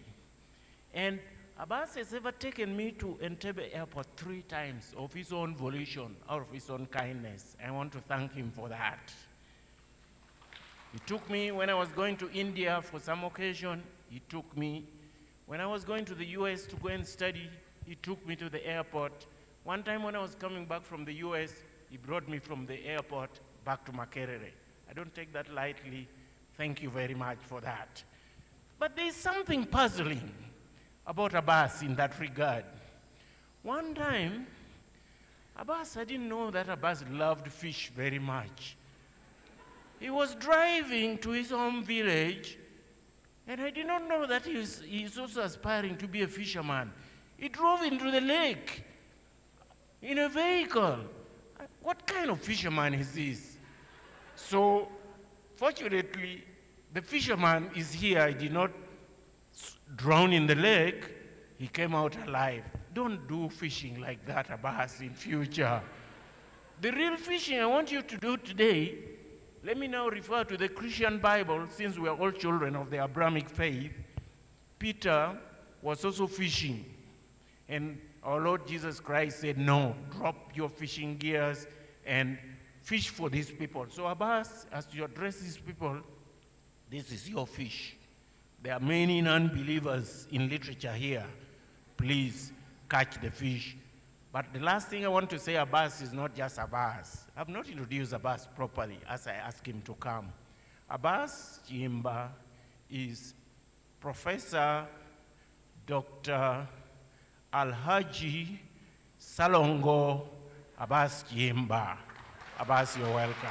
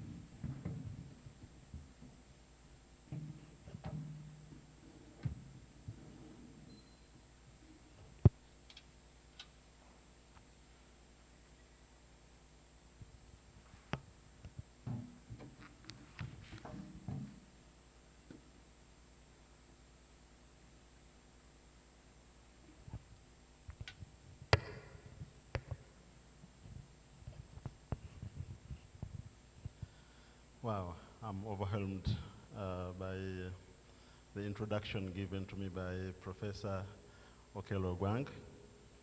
I don't take it lightly being introduced by a former Deputy Vice Chancellor, and I thank you very much. Our Chief Celebrant, Representative Acting Vice Chancellor, Professor Sarah Sally. And before I continue with any other aspect of the protocol, I want to invoke a Runyankore proverb that says, Ahore verom kama ni homra miza. This is the first time I'm meeting Professor Sarah Sally in her new capacity. Well, since she actually ascended to the professorship, and on the professorship, I want to say welcome to the club. And since she was appointed Deputy Vice Chancellor, we are proud that one of us has gotten there. At last, in Soga we say Kange, Kachira Chaife. And Owanyu kwa Hakura, Nokombengaro. When your own harvest honey, you lick the fingers. So I want to welcome you and congratulate you most heartily. Members of the Central Administration, Principal, College of Humanities, represented by Professor Awich, I thank you very much. My colleague and friend, Dr. Levis Mugumya, our head of department, Dr. Nabulia, and the ever illustrious Edgar Nabutanyi, and big student of mine, but always doing bigger things than the teacher, Susan Chiguli, welcome. Distinguished guests, lovers of literature, friends of the department, ladies and gentlemen. I want to recognize also Mr. Oscar Kimanuka. Oscar Kimanuka was here with me, and with him we studied all the Ngũgĩ texts that were available here in 1979, 70, 80, 81, 82. Oscar Kimanuka has come all the way from Rwanda to attend this function. He's a big shot in Rwanda, but he likes moving humbly. I don't want to blow his cover, but he walks in the corridors of power out there. So I want to thank you all very much for loving Ngũgĩ. Na kidogo mtanisamehe nibadilishe lugha kidogo kwa sababu nimearifia kwamba tuna wageni kutoka Kenya hadharani. Tunawakaribisheni sana kwa moyo mkunjufu na tunawashukuru kwa kuturuhusu kushiriki mwananchi mwenzako. Mnajua bila shaka kwamba alitupenda kwa dhati huyu Ngũgĩ kama tulivyompenda sisi. Na pia mnajua kwamba tunajivunia mafanikio yake kwa niaba ya bara la Afrika. Karibu sana na hongereni kwa kumlea mtu shupavu kama Ngũgĩ. Na ningependa kutumia fursa hii kuwapa salamu zangu za rambirambi kufuatia kifo cha mwananchi mwingine wa kwenu, Mheshimiwa Raila Odinga. Poleni sana, tunaomba Mungu awarehemu wote. Madam Vice Chancellor, I feel honored to have been selected to deliver this keynote address. It is the second time I'm delivering a keynote address on Ngũgĩ. The first one was 30 years ago at Penn State University with Ngũgĩ in the audience. I also recall,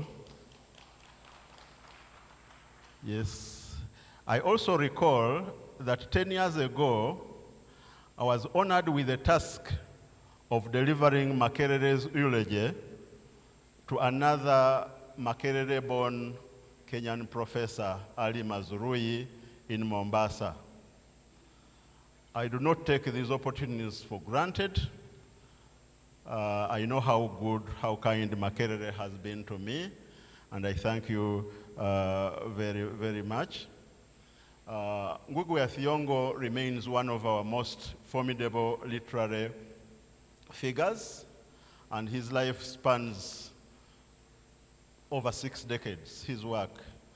From the dawn of independence to, his journey in many ways represents the story of modern African literature.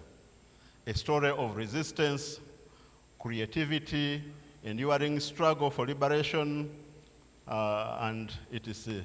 So this keynote, Madam Vice Chancellor, is part of the commemoration of Ngũgĩ's life, but it is also a tracing of a people's history and a recognition of his war for their dignity and his posture as a citizen of the world.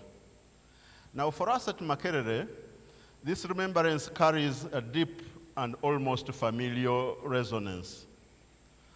Makerere, having been his literary struggle, people have spoken already about the many things he achieved here, so I will not repeat them, but I'll just tell you that it is a place where his long life conversation with Africa and with the world began.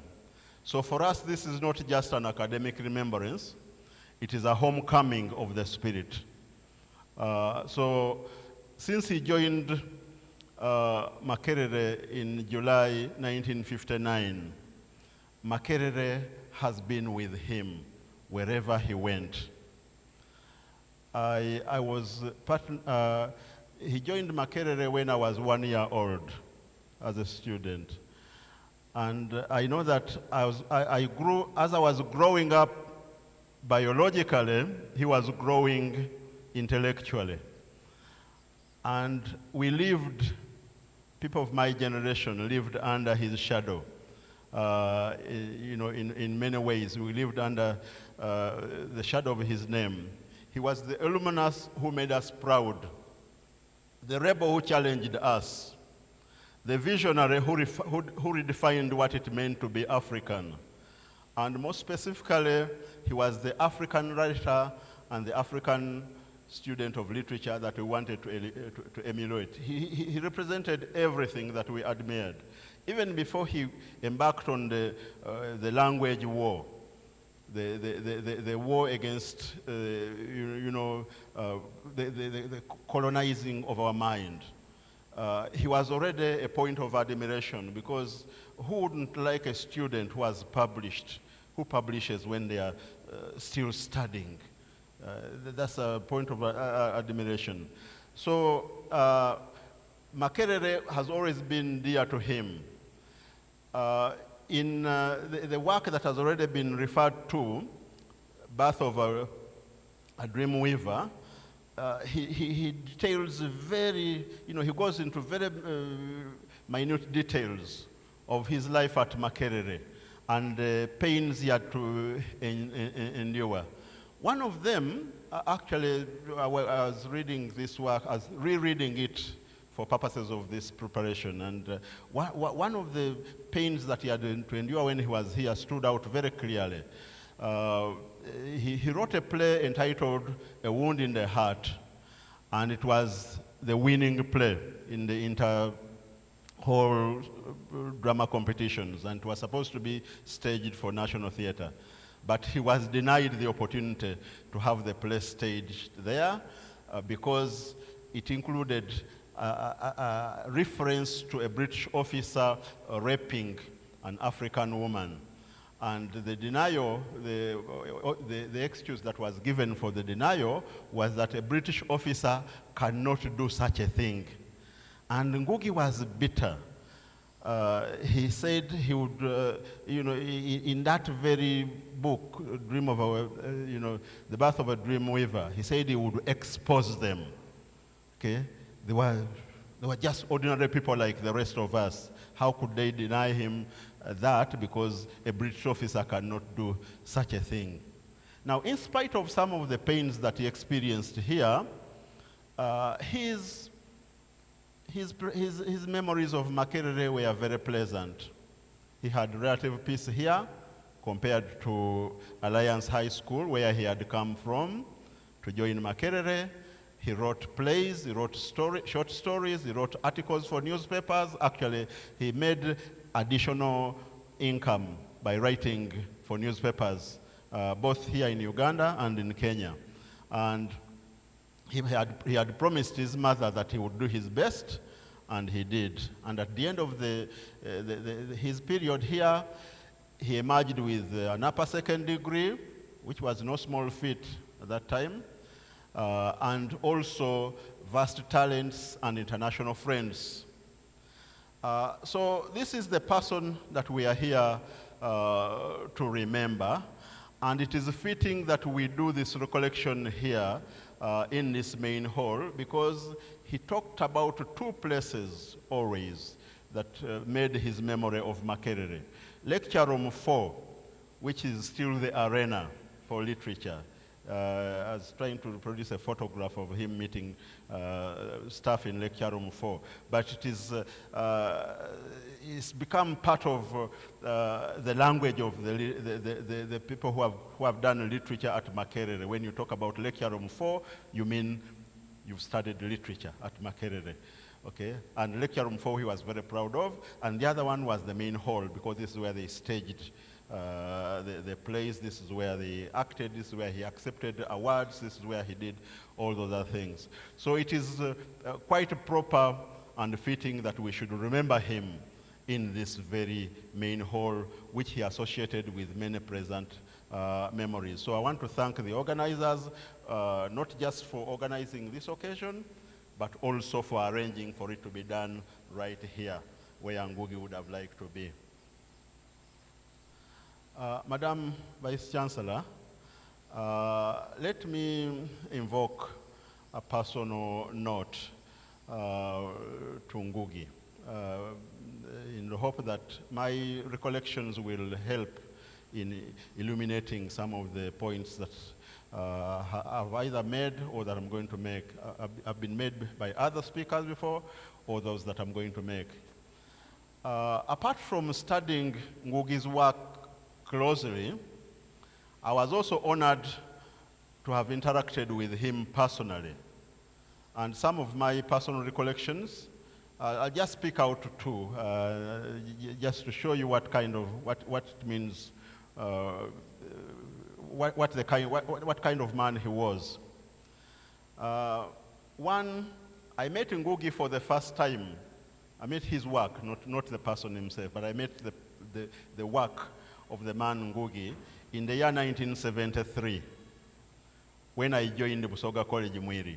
And that should give you the kind of impact that he has had on the lives of African students of literature. There at Mwiri, I found a strong reading culture that I hope still exists. People were always reading, but there were two groups of people reading. The first group was a cocoon of students that read and read and read, at the average of a novel per day. And we read, you know, all kinds of Western thrillers. You know, there was the literature that was available then. James Hadley Chase, Ian Fleming, the author of the James Bond series, Nick Carter, Agatha Christie, Alistair MacLean, Rider Haggard, Sidney Sheldon, Harold Robbins, Al Stanley Gardner, and the rest. Mention them. Those who read along those lines will recognize them. So there was that group. And then there were the others who read, who concentrated on academic textbooks, but they also read, you know, and they made it in life. And we had this saying, we still do that, other schools produce results, Mwiri produces men. Okay. Now, when I got to Mwiri, I scanned these groups, and I joined the group that read novels. And that has made all the difference. The lines that Okello Gwang and Susan Kiguli will recognize come from, that has made all the difference. So in our reading, as I said, we read mainly European writers, American writers. Our teacher, who was always boosting us on, was a Muganda from Masaka, who doubled also as a teacher of French. He was teaching English and French. He was very fluent in both languages. And he had spent time in London and Paris, and took a lot of pride at introducing us to these European writers. And he did not believe that Africans were capable of writing anything worth reading. So after reading Song of Lawino, we nicknamed our teacher Ochol. Okay. Now, in the course of our reading spree, one student introduced us to 3 books by African writers. One was Song of Lawino by Okot Pabitek, Things Fall Apart by Chinua Achebe, and The River Between by James Ngũgĩ. Then he was known James Ngũgĩ. So we found Song of Lawino very exciting. And indeed we thought, at that time, we thought that Lawino was a real woman who lived in a distant land called Acholi, from where some of our classmates came. And we lived with this ambition of one day going to Acholi to meet Lawino. Okay? And the man who had written about her, the man called Okot. Achebe's Things Fall Apart was interesting because of the use of proverbs. It chimed pleasantly with the rural upbringing some of us had had. But the the self-inflicted death of Okonkwo marred our enjoyment of it. You said, wow, it wasn't very pleasant to see a body on the pages. So in my particular personal experience, we had in my former school a student committing suicide because of trouble with the stepmother, and it was taboo. So we spoke about him in whispers. So for some time, we spoke about things fall apart in whispers because of the death. And we thought that Chebe was a very cruel man for writing that kind of thing. So the prize went to the river between. So we reconciled ourselves to the to the death of Modhoni by blaming Joshua, the father, who must have cursed her, and turned our attention to Nyambura and Waiyaki. We did not understand that the ending of that novel could mean death for both of them under the hands of Kabonyi's Kiama. And that saved us from worrying on that score. We didn't worry very much about Nyambura. What we found mesmerizing, and that's what I want to get to, were the opening lines of the novel. The two ridges lay side by side. One was Kameno, the other was Makuyu. Between them was a valley. It was called the Valley of Life. A river flowed through the Valley of Life. The river was called Honia, which meant cure or bring back life. Honia River never dried, and these lines were exciting. And a boy in senior 3 who was starting on literature told us there was a hidden mischievous meaning to those lines. And so we read them looking for that mischievous meaning of two ridges lying side by side, and between them was a valley of life, and in that valley of life a river flowing, and that is the river of life. Wow, it was amazing. If you've missed it, you don't belong here. Okay, so as a result of our infatuation with the river between, a new world of African writing opened before us. We did not stop reading European writing because we wanted peace with our Ochol. But by the time we got to senior 3, we had read more than 20 African texts by African writers. Very many of them. All the popular names at that time of African writers I met between senior 1 and senior 3. Wole Soyinka, Lion and the Jewel was the excitement.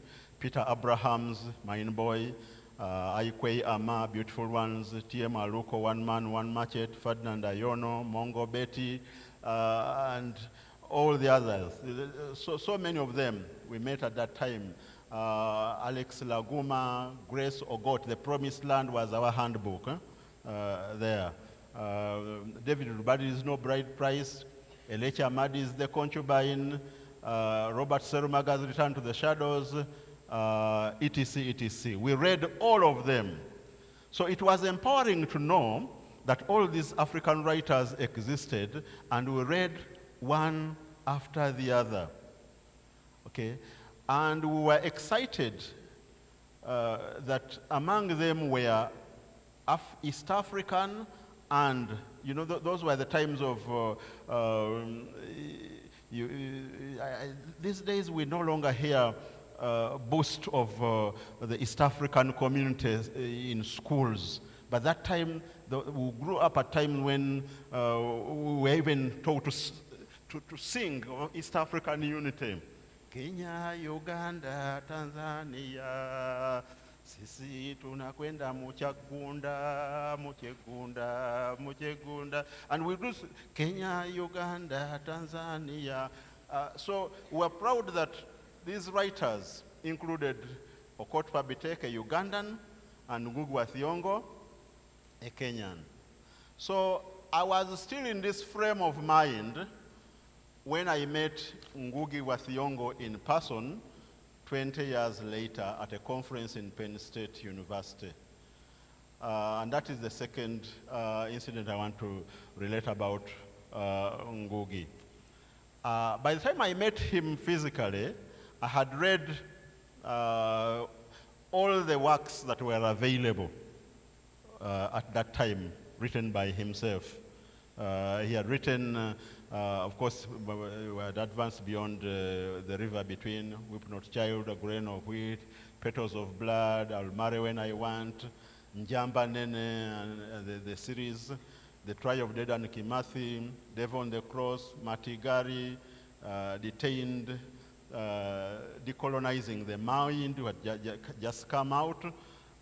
No, Moving the Center was the one hitting the shelves at that time. The paper had gone to present in the US was entitled The Ghost of Idi Amin in Ugandan Literature, which I eventually re-edited and was published in Research in African Literatures. It's been doing rounds on the internet. I'm so glad to have it there. But I was requested at that conference to join Professor Cantalupo to make a keynote presentation on Ngũgĩ, which I did. And the organizers were sure that Ngũgĩ will be happy to hear a Makerere voice. But my first meeting with Ngũgĩ was dramatic, and this will teach you something about the man. I was late for breakfast, and I walked towards the table where there was a lone guest waiting to be served. The face looked familiar, and it occurred to me that I'd seen it on conference posters. So I approached him and said, "You are Ngũgĩ?" Okay, I said to him. I hadn't meant it to sound like an accusation, but it did. Because I had not expected to find the great Ngũgĩ seated by himself at Makerere table. But true to his gentle humor, he responded with mock seriousness. "I plead guilty to being Ngũgĩ." And we both laughed. And a friend of his who had just stepped out returned at that moment and found us laughing. He assumed that we knew each other because we were laughing. You find two strangers laughing, you assume they know each other. So he was surprised when I started introducing myself as Abbas Kiyimba from Makerere University. Now, at the mention of Makerere University, Ngũgĩ instinctively rose to his feet and extended his hand to me. I understood that rising to be a salute to Makerere.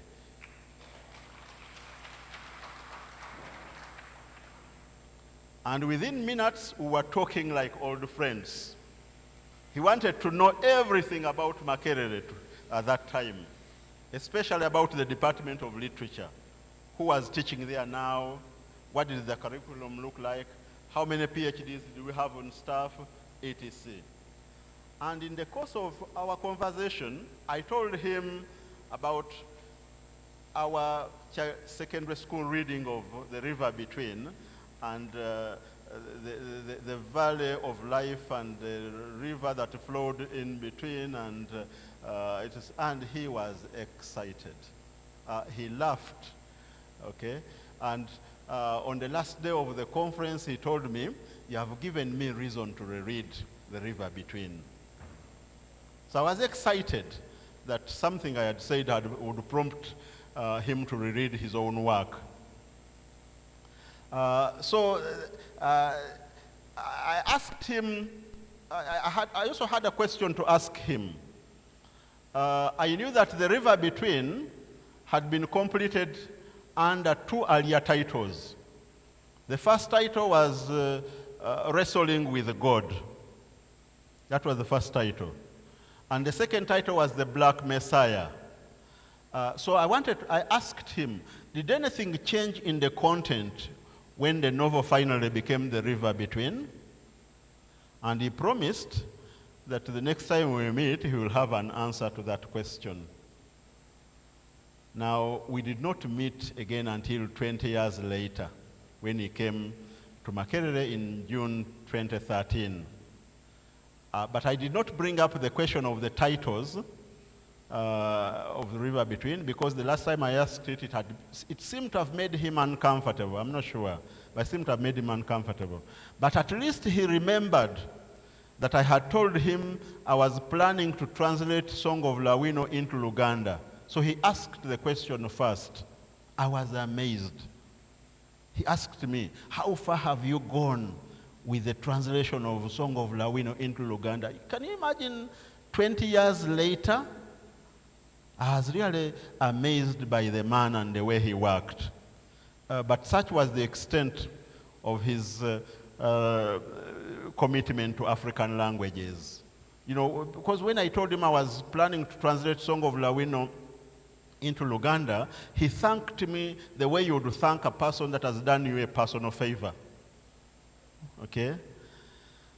Right, so I'll skip a bit of that because of the time, but I must address a few remarks to the transition from James Ngũgĩ to Ngũgĩ wa Thiong'o.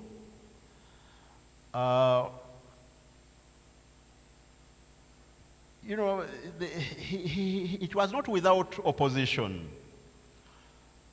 Ngũgĩ was, you know, he had people who were asking him, have you become an atheist?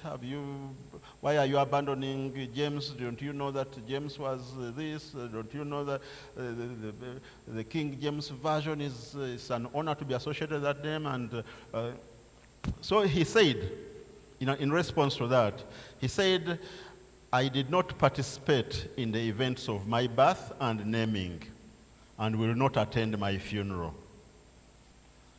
By the time I understood my surrounding, everybody called me James. But at least I have consciously buried James Ngũgĩ and midwifed Ngũgĩ wa Thiong'o. And there is no turning back. Okay? So for him, the change of name was not a mere change of names. It was a change of direction. One of his colleagues was concerned that his fans will have trouble finding him in the library, given that the names will have changed. And he said, yes, maybe they will have trouble finding my books in the library, but at least I will have found myself in this very complex world. So the change was about finding himself. Ngũgĩ looked at the change of language for creative writing as a battle for the soul of culture. It was a real battle for the soul of culture. When he completed writing Petals of Blood, he had a crisis. And he said, I knew who I was writing about. I was writing about the colonialists, the exploiters, and the others. So I knew who I was writing about. But I was no longer sure who I was writing for. So this was the crisis. Who am I writing for? So he tells the story of his angry interruption of an Italian professor speaking at a conference in the United States. The speaker kept on referring to Bantu languages as primitive, generally lacking in meaningful vocabulary, and having just one word which they used repeatedly to express various concepts. And as a result, their thinking was limited. That is the Africans, the Bantu. Ngũgĩ was very angry, and he caused a momentary halt to conference proceedings that were being presided over by Arthur Miller. We know the people from literature know Arthur Miller, the author of The Crucible. He was the one chairing, and Arthur Miller was very diplomatic. He said, okay, we must be respectful to other people's languages. But Ngũgĩ was angry, and for some time he did not sit down. So the choice of language was also an attempt to reclaim dignity. Now, after years of writing for others, or speaking to the gallery, as he put it, he now wanted to write for his people. But our former colonial masters were very resilient. They thought it was always about them. his publishers were concerned that he was declaring independence and abandoning them. Some native English-speaking academics found it offensive to be reading Ngũgĩ in translation. Okay? And here, I'll cite somebody that Mwalimu Austin nimekuona mahali fulani. Bado upo? Mwalimu ameondoka kidogo. Oh, well done. He knows Professor Angus Calder very well. And it was an occasion in London. I put this question to Angus Calder. How was Devil on the Cross received in the UK? And Angus Calder said, the English people do not like reading things in translation. Wow. It was chilling. Eh? It was, I was talking about the academic merit of, the creative merit of Devil on the Cross. He was talking about the language of in which it had been brought out. The English people do not like reading things in translation. So clearly it was about them. I was present in this audience and I got really angry. I did not interrupt, but I was angry. Because I know it was not true. The English people have been reading things in translation all their time. They read about Socrates as immortalized by Plato in translation. They read Plato himself in translation. They read Aristotle and Homer in translation. They read, they read Sophocles. They read Euripides. They read all the others. They read German classics in translation. Molière, Hugo, Victor Hugo, Alexander Dumas. These are darlings of, Gustave Flaubert. This is Madame Bovary. Albert Camus. All these works come, even Simeon de Beauvoir. All these things come out in translation. They read Mother Courage and her children in translation. They read, Vladimir Prof in translation, Leo Tolstoy, Nikolai Gogol, the government inspector. They read in translation. No, what Calder meant was that they did not want to read African literature in translation because this would alter the master-slave relationship which they had with the African. This is why Ngũgĩ's decision to write in Gikuru was a pointed rebellion and an act of liberation. Okay? But Ngũgĩ, even though he had made this transition, he recognized the contribution of other African writers writing in various languages, even those who wrote in European languages. They interrogated colonialism in their languages. They challenged assumptions about Africa. And in the process, they provided a cultural campus to Africa, to millions of African children, notwithstanding that it was limited when it is in a European language. But he considered the battle only half fought.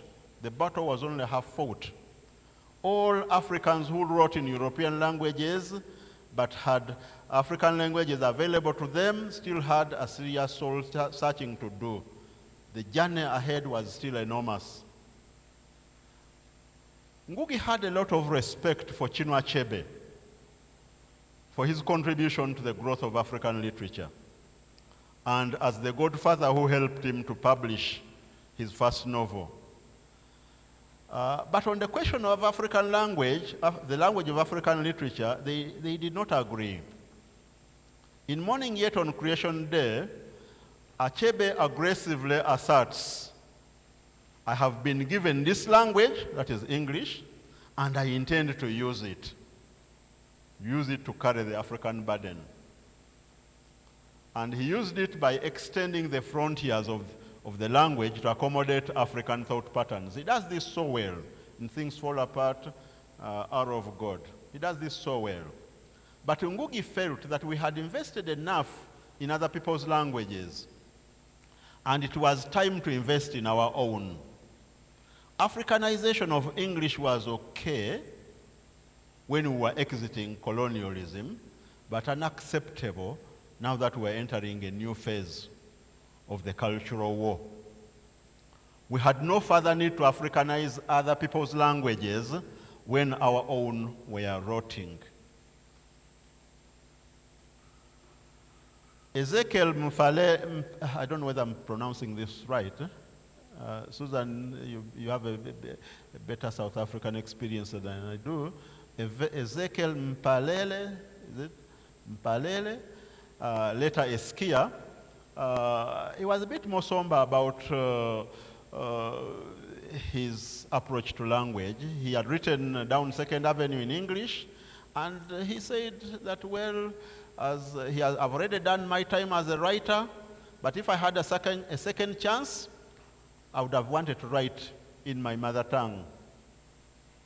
So Ngũgĩ then says, if you know all the languages of the world, but you do not know your mother tongue, or the language of your culture, that is enslavement. But if you know your mother tongue, or the language of your culture, and add to it all the languages of the world, that is empowerment. So that is the philosopher that explains how he came to this decision, the decision to start writing in African languages. Now, he had this image of language, the horse, and the rider. In one interview, Ngũgĩ cited and agreed with Aimé Césaire, whose work is entitled Discourse on Colonialism. It's a 1950 work. He described culture contact as the oxygen of civilization. Ngũgĩ agreed that cultures must remain in contact. Okay, because you are writing in Gikuyu, you don't isolate yourself from the rest of the world. But he insisted it must not be the contact of the rider and the horse. You see, the rider and the horse are in contact, but it is always the rider sitting on the horse. It's never the other way around. There's never a situation where the horse will say, okay, I've carried you for a reasonable period, now it's time for you to carry me. No, it is always the horse that is carrying. And that is the relationship that is so in these languages. That is why, so the best that the horse can do is to shake off the rider. Now, reclaiming one's language is an act of shaking off the rider. You can't ride them, you can't teach the English people to speak Gikuyu, but at least you can teach your people to speak their own languages. Okay? And to the idea that English was a passport to the world, he cautioned, yes, it is a passport to the world, but there is also a grim reminder in the image of the passport. That when you get a passport, it is understood that you are going to travel away from home to visit. It's not home. You need a visa. Okay? All learners of languages speak an interlanguage according to language theory. So it's better to stay at home with your own language where you do not need a visa. Madam Vice Chancellor, let me now tell a little story about, just to enlighten the background of this. Many people here have heard about Obi Wali. Obi Wali was a Nigerian critic, and he did not attend the conference on African writers, but he critiqued it.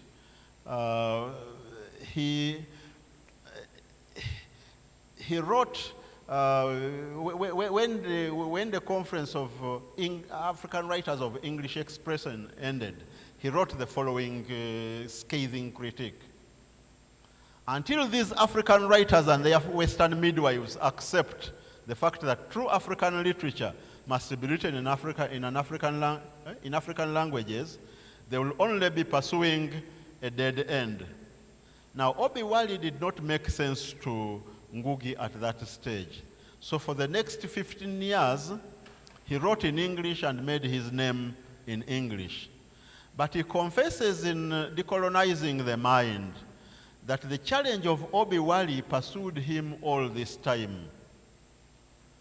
Now, Obi Wali, Ngũgĩ's challenger, continued his campaign for African literature in African languages for the next 30 years, alongside with numerous other cultural causes.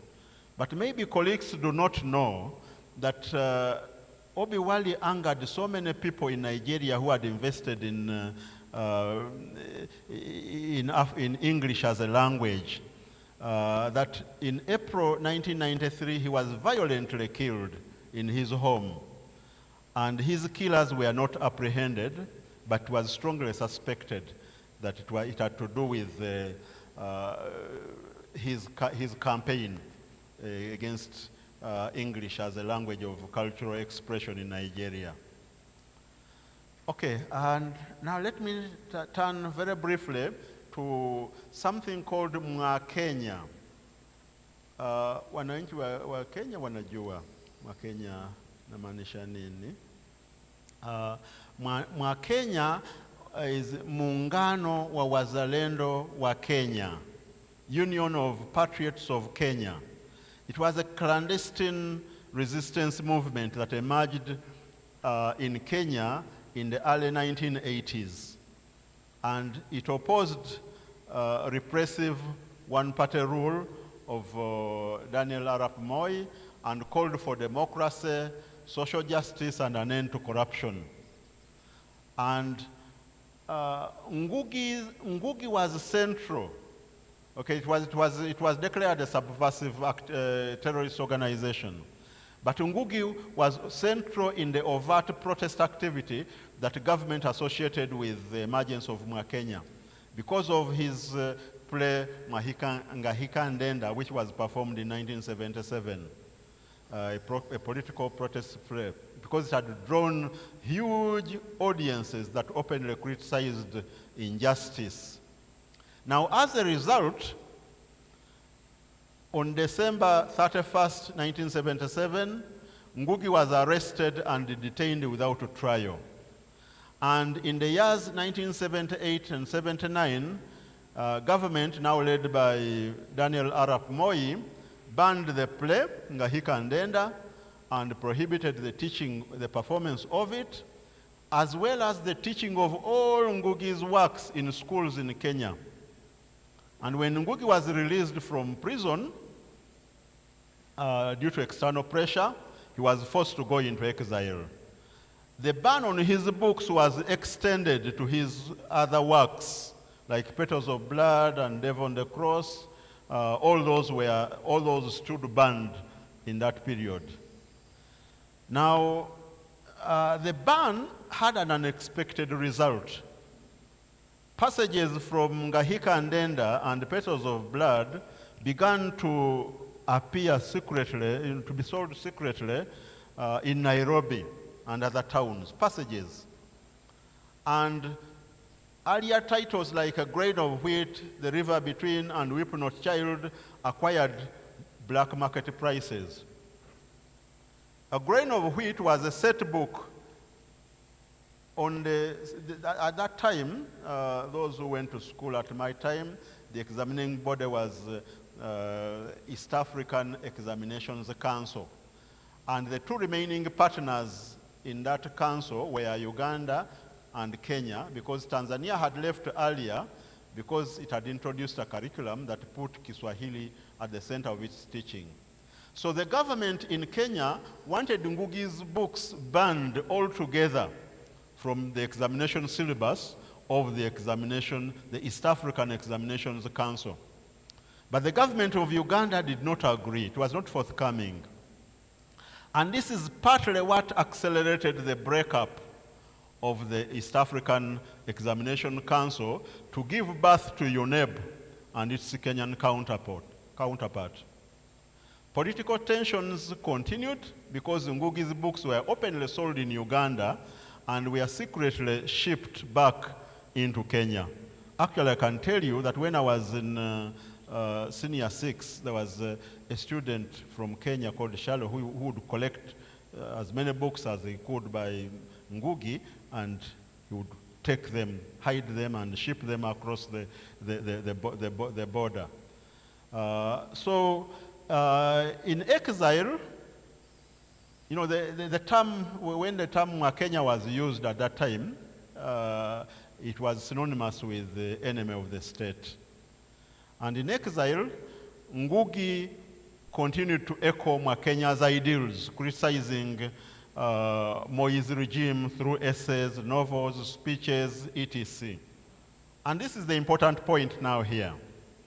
A rumor was allegedly sponsored by the Kenyan state, and it ran like this, that Ngũgĩ was negotiating for arms from China,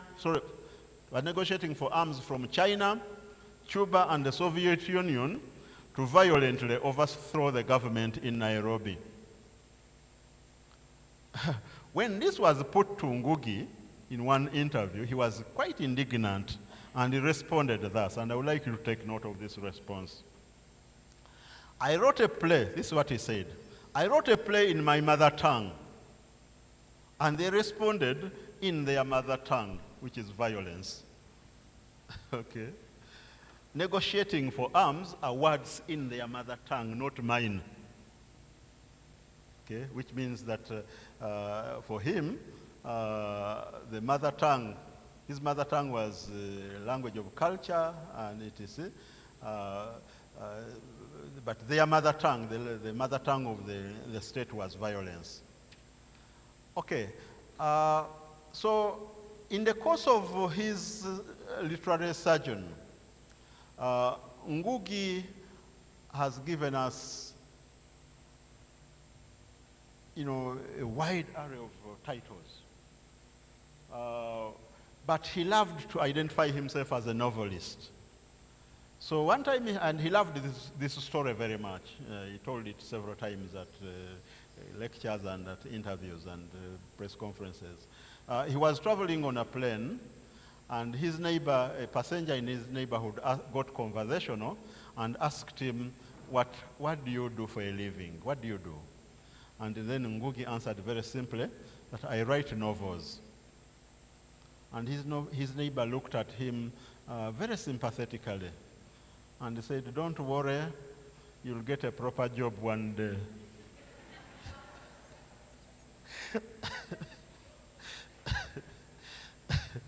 Okay, but for him, Ngũgĩ, you know, writing was not a job. It was life. It was a mission.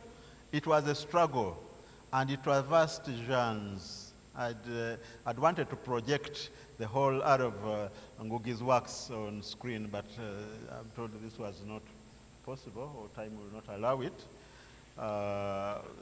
But it's an impressive more than 40 titles from one person. It's an impressive more than 40 titles. There are two titles that are very interesting, and I would like to single them out for your attention and to recommend them for our reading. One is Wizard, the Wizard of the Crow.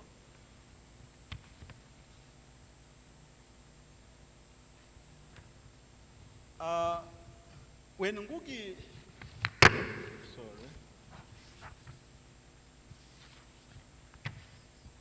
the Wizard of the Crow is his closest confrontation with political power. And in that work, he brings all his abilities, all his dreams, and puts them into that one work. He wanted to, one, to criticize dictatorships that he does. He wanted to show that the people can do it on their own, they can fight dictatorship, he does. Then he wanted to celebrate the language of African writing, the culture, the mythology, the ancestry, the things that we inherit from our grandfathers, which we sometimes let go of. You know, and he was very honest about the way he has come. He said in the beginning he was writing to impress them, the river between and others.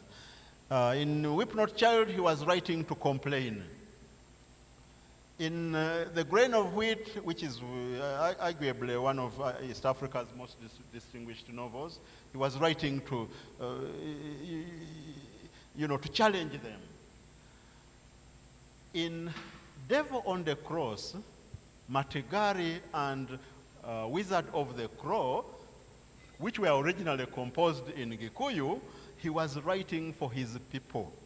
And by his people, it meant the Africans, the marginalized. The translations were an invitation for others, Europe and the rest, and the West. It was an invitation to them to come in and spectate or offer rejoinders. But, he said, if they are going to make rejoinders, they must purge themselves of the arrogance they inherited from years of ill-gotten privilege as riders. He wanted to say, sorry, the horse has simply moved on. It no longer wants a rider.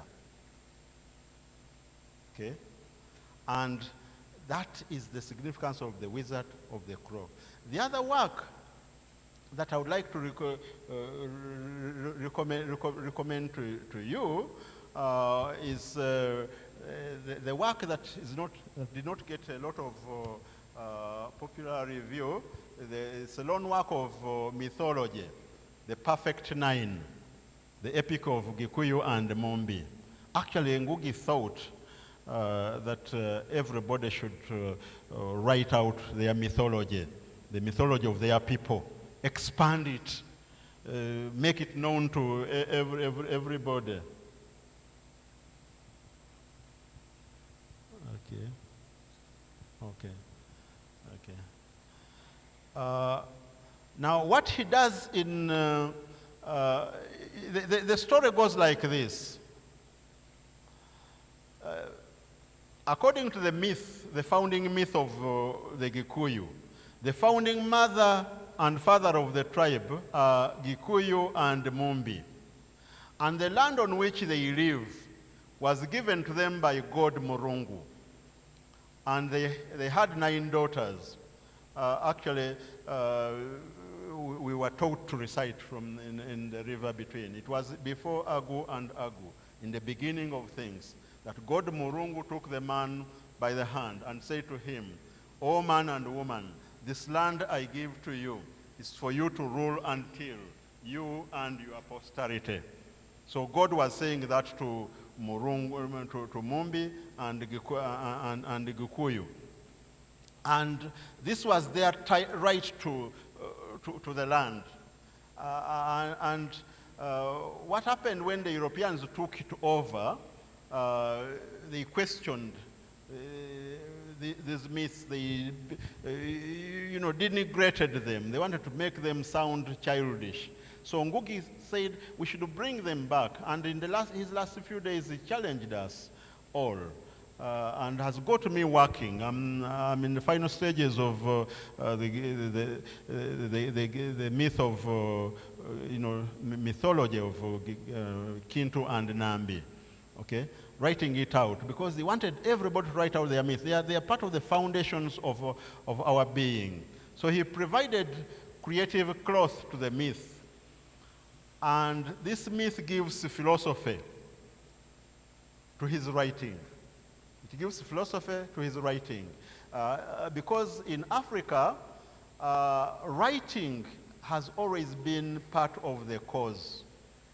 The work must have philosophy, okay?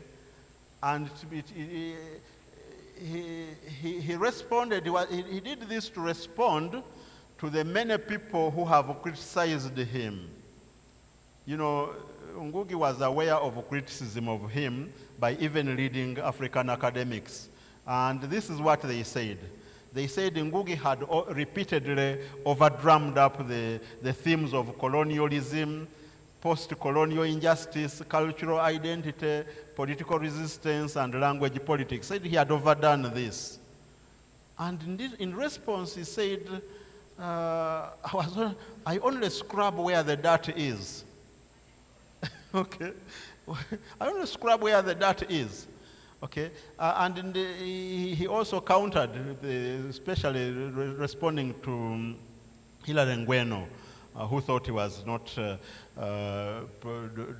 doing ideology in his work. Quoted to him George Orwell, who said, all art is propaganda, but not all propaganda is art. And Chinua Achebe in our own times has said it even more graphically when he said, art for art's sake in Africa is deodorized dog shit. Wow. Powerful language that one is. Huh? Okay, so Ngũgĩ by necessity became a political writer. He became a political writer by necessity. And it is, the wizard of the crow that cements his writing in this way, and it was also his farewell to the world of storytelling in that sense, as his last novel.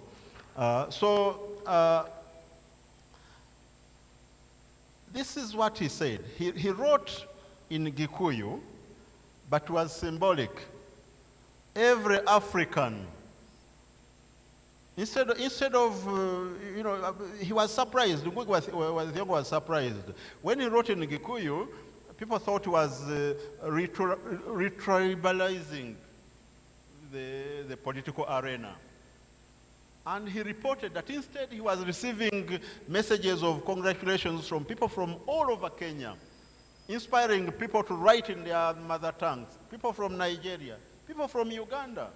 You can see, he's talked to Susan Chigulia about writing in Luganda. He congratulated me and encouraged me to translate in Song of Lawino to Luganda. So there's no contradiction. These are our languages, and we should have them. So, and finally, children's literature. Now, children's literature is very simple. Ngũgĩ said, the grandmother's fireplace is no longer available as a learning center. So children's literature is really the way to go. The West invests in cartoons and films and catches them young. Catches them young, in quotes. And they are not just catching their own children, they are catching ours too. So he wrote the Njambanene series, to try and, Njambanene and the flying bus, Njambanene's pistol, Njambanene and the crow chief, to get children to grow up with a mission. Okay, we need to create a body of literature that children would recognize in their lives, with images from their environment. And the fight for Ngũgĩ was about rejecting colonial perceptions of ourselves, which meant that the colonial perceptions encouraged you to know Shakespeare better than your grandmother. Okay? Yeah. And writing, they awarded people with high marks for writing essays about snow, even when they had never seen snow. Okay? So the fight for Ngũgĩ was about giving this literature, the literature with images of snow, daffodils, the Thames, and all that stuff, giving it a one-way ticket back to London. And he warned them. He warned them. The next time that literature comes to Africa, it should come as a visitor in the spirit of dialogue. That is why I teach a course on Bernard Shaw to give my students comparison between what they have learned and what they know and what they do that, but not as the basic literature for their souls, okay? They must know about the literature of others out of contact, but they must know their oral literature as well. So I teach, there's no contradiction, I teach Bernard Shaw, but I also teach oral literature. And I encourage people to write in their own languages. So when the Nobel Prize debate came up, Ngũgĩ was unperturbed. He was listed 3 times for the Nobel Prize in Literature, but he did not get it. And he said for him, what he was concerned about was that the people for whom he's working have received his literature well. And lastly, Madam Vice Chancellor, Ngũgĩ has left to the world a writing family. Between him and his 2 wives, Nyambura and Njeri, they raised 10 children. And at least 6 of these writers have become, 6 of these children have become writers in their own right. Okay? I can tell you about Mukoma wa Ngũgĩ. There's a publicized disagreement between his son Mukoma and himself. But apart from that, he's a writer, accomplished writer in his own right. He's the author of Nairobi Hit and Unbury Our Dead with a Song, Wanjiku wa Ngũgĩ, Season in Hippoland. Joshua wa Ngũgĩ is the author of City Murders, and Ting wa Ngũgĩ is the author of Seasons of Love and Despair. Wajika wa Ngũgĩ is the author of The Fall of Saints. Now, this is a result of commitment. When you get that in your life, yeah. He joked one time that when they have family reunions, it's like editing workshops. Everybody is writing something, and they must frantically read each other's manuscripts before the food gets cold. Okay. And he also complained that after they had all read each other's manuscripts, they each wanted him to look at their individual manuscripts. And he did, so it was a lot of work for him. And at the end of it, they would look at him with amazement because he had so much to say about what they had written, that they would look at him like you would look at an old typewriter that still works. Okay. So, Madam Vice Chancellor, for Makerere University, Ngũgĩ remains an inspiration.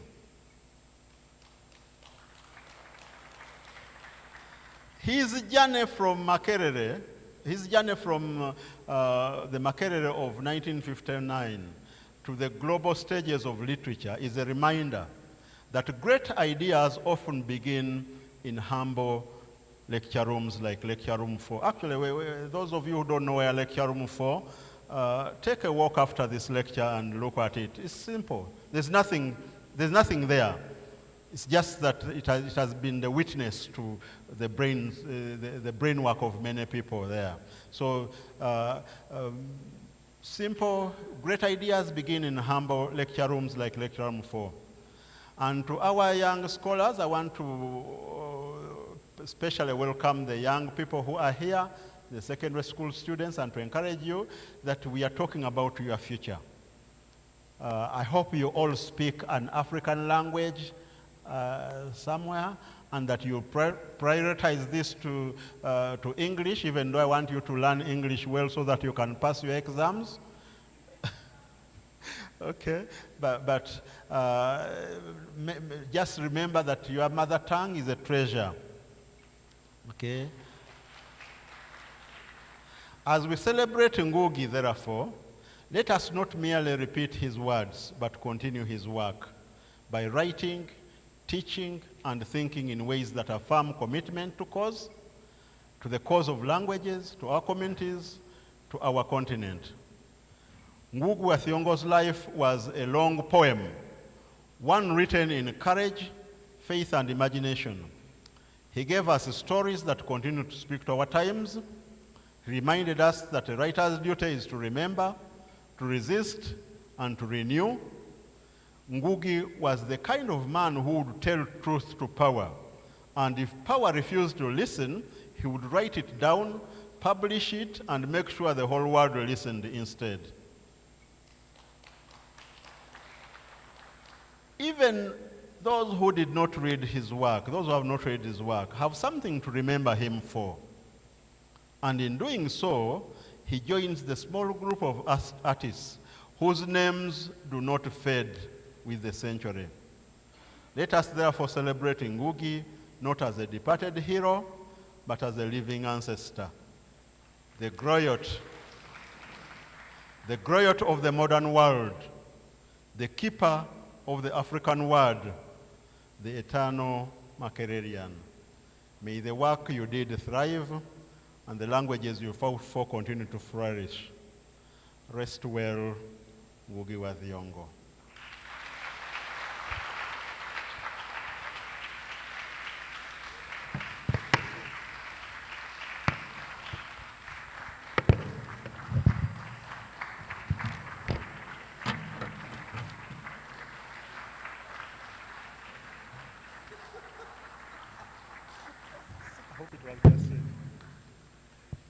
Another round of applause for Professor Chimba. Please take your seats.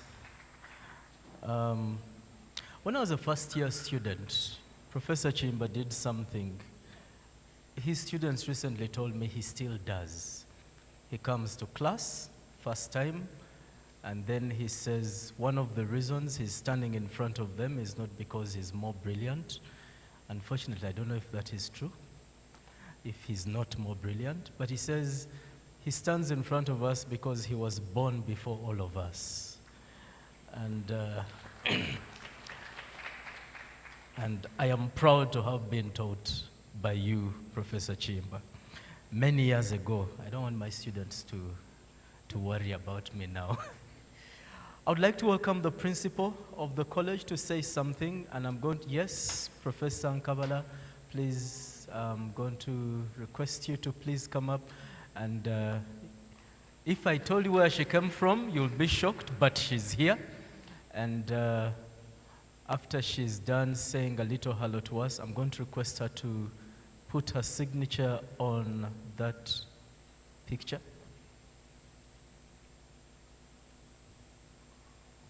Thank you. So, Prof, when you're done, I'm going to request you to put a signature on that portrait. Thank you.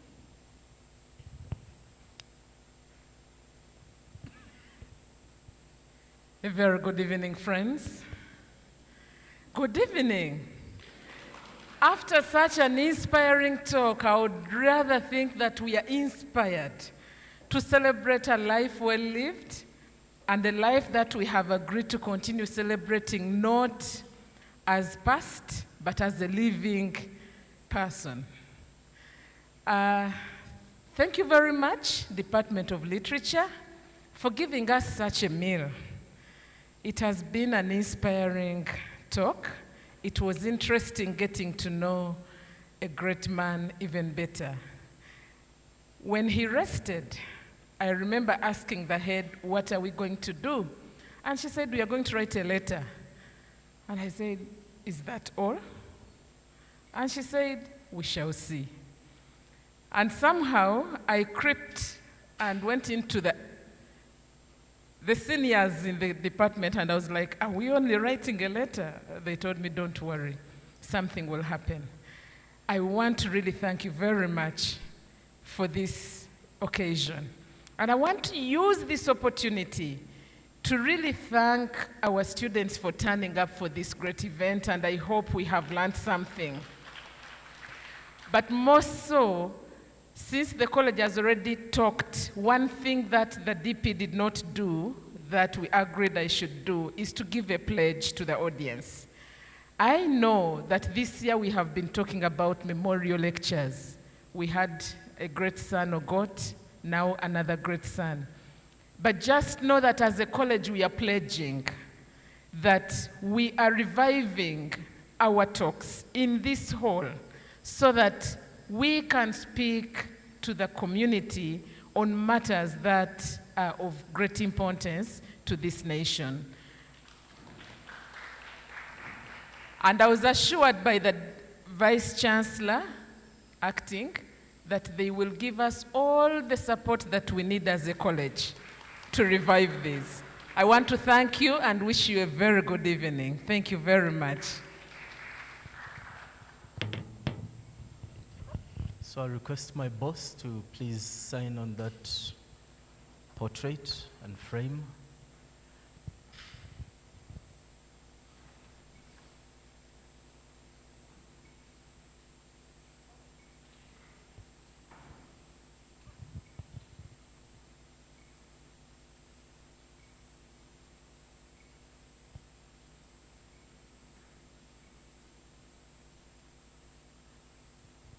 Thank you so much.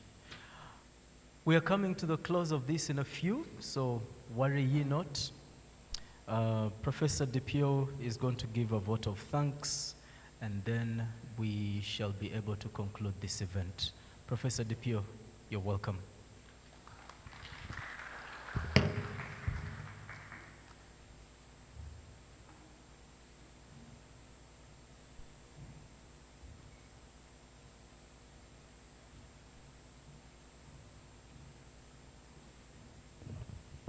Thank you so much.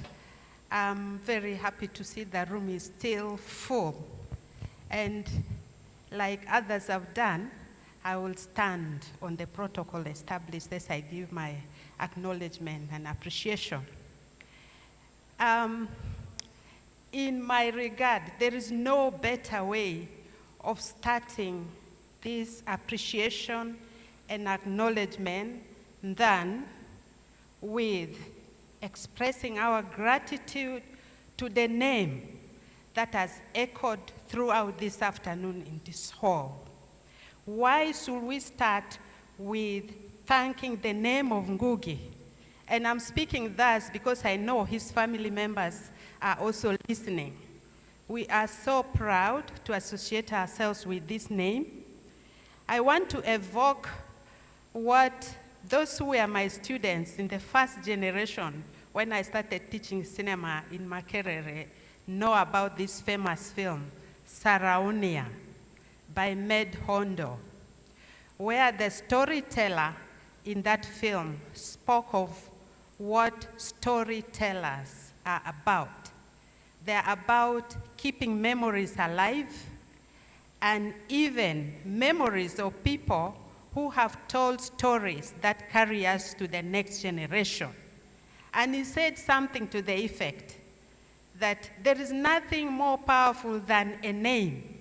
Those of us who are Christians know what that is. I'm not equating the name of Ngũgĩ with the name that we know, but this name is so big, and it is what will continue because it is the name of a storyteller. May I invite you to really give an applause to the name of Ngũgĩ.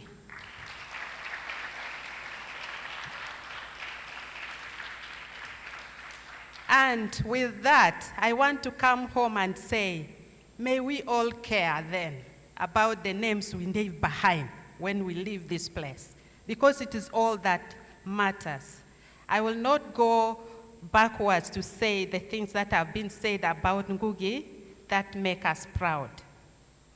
Secondly, I would like to thank our guest of honor, our VC, represented here ably by our DVC, who is also our very own. If the VC were here, I would say something similar to this, which our DVC is part of, that the VC go and tell him he's an artist, because architecture is part and parcel of the arts. And And so we want to claim him to ourselves. And I'm sure when people put him to be our guest here, because they know there is this connection that exists between us. So thank you so very much for supporting us each time, the Department of Literature and indeed the College of Choose does something in the name of Makerere University. Now, to our keynote. By the way, the keynote also, you know, we are colleagues, but he was also my teacher. I'm very proud to have been your student and to have identified me in your tutorials as somebody who could grow up to be a strong hen. And something you said that I was not aware of was about Obi Wale, that actually he was killed. And this is very important knowledge to me right now, because it challenges us that if you want to stand for anything, then sometimes you put your life on the line.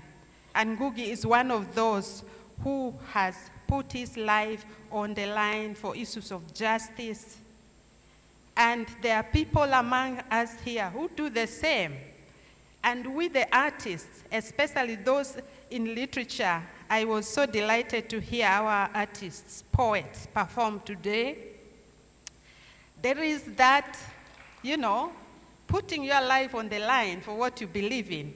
But again, I'm saying, because we are artists and we are so precious, we want to be alive also. And someone will say you cannot eat your cake and have it. But God has given us the skills and the talents to speak to all categories of people in a way that we know best.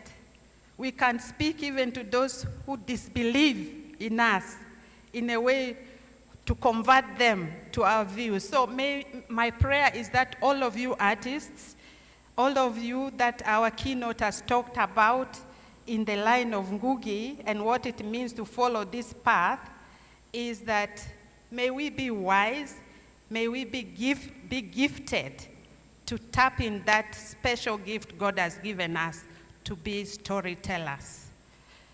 Okay, I want to really recognize our students. I didn't know that Precious, Hawa, and then, of course, Day, you know, and then the group that performed here could bring Ngũgĩ alive in this hall today. Give them a real round of applause. I'm speaking with the awareness that the family is listening to us also, that the Department of Literature and all those who have been in Literature Room 4 associate with Ngũgĩ, and Ngũgĩ's image is right there in our corridor. When you come around, you'll find it. And now what can I say to our principal? Thank you so much for making it. Isaac says he doesn't want to say where you are coming from, and that says a lot about the love and the sacrifice and the ambience you have constantly given us to do what we dream of, because there are lots of dreams in our department, as you know. Thank you so much for making it to this moment. And the others in the chain of office, I'm coming to my department, the Department of Literature, with its leadership, and particularly the chair of the organizing committee.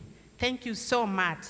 But before we simply clap, I want to say something for those who are not part of this department, that there is something about literature department that I'm also very proud of, and I'm a member of, and I'm happy to be, that when the news of Ngũgĩ's passing happened about 5 months ago, just as our principal said, there was a pressure around, because everybody in Uganda knows that the Department of Literature is the next of kin of Ngũgĩ here in Uganda.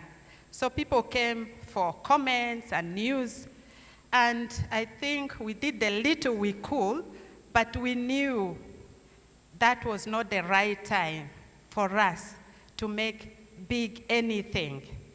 The big moment was sinking in us, and I want to thank you, the Department of Literature, for your leadership always, of taking your time to think things coolly and prepare worthy celebrations like this that we make of Ngũgĩ. Thank you so much. That we cannot be pressured. We take our time and we deliver. Thanks so much. And for all our young people up there in the gallery, my heart was so warmed when I heard that some of you are actually sitting. This is for the benefit of the family of Ngũgĩ that is not here. There are some people sitting in other rooms because the main hall that Ngũgĩ performed in here cannot contain all the people who have come here. Thank you. Thank you. You are the future, as the keynote says.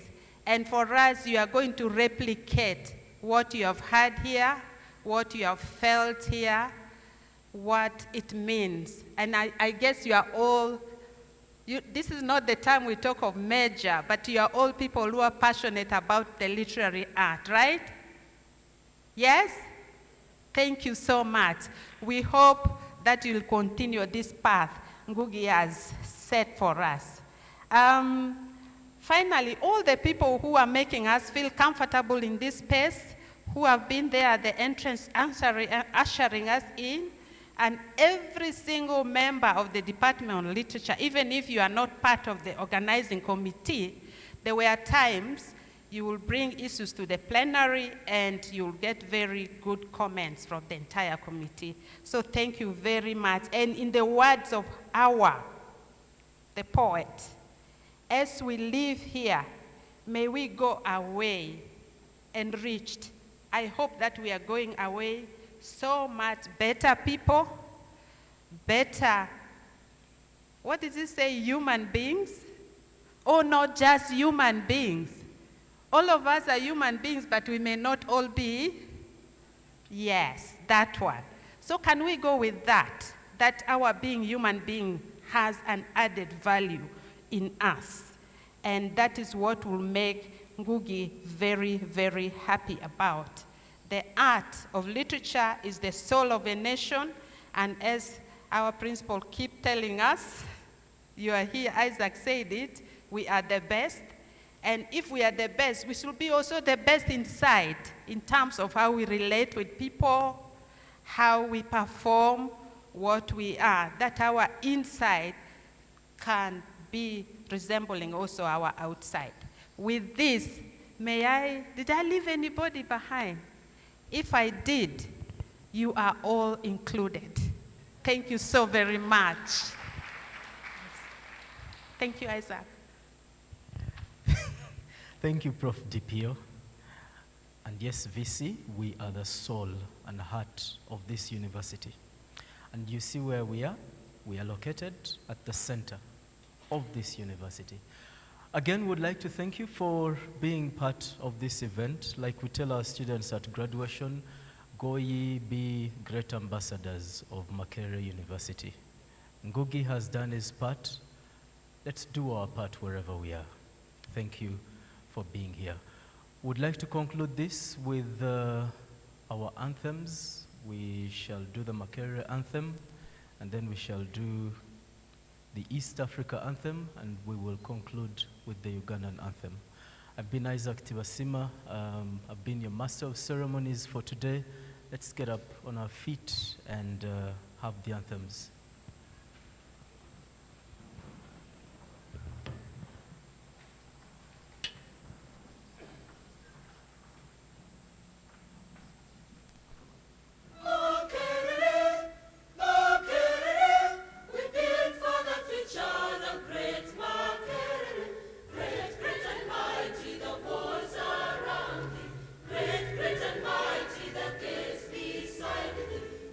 Great and mighty the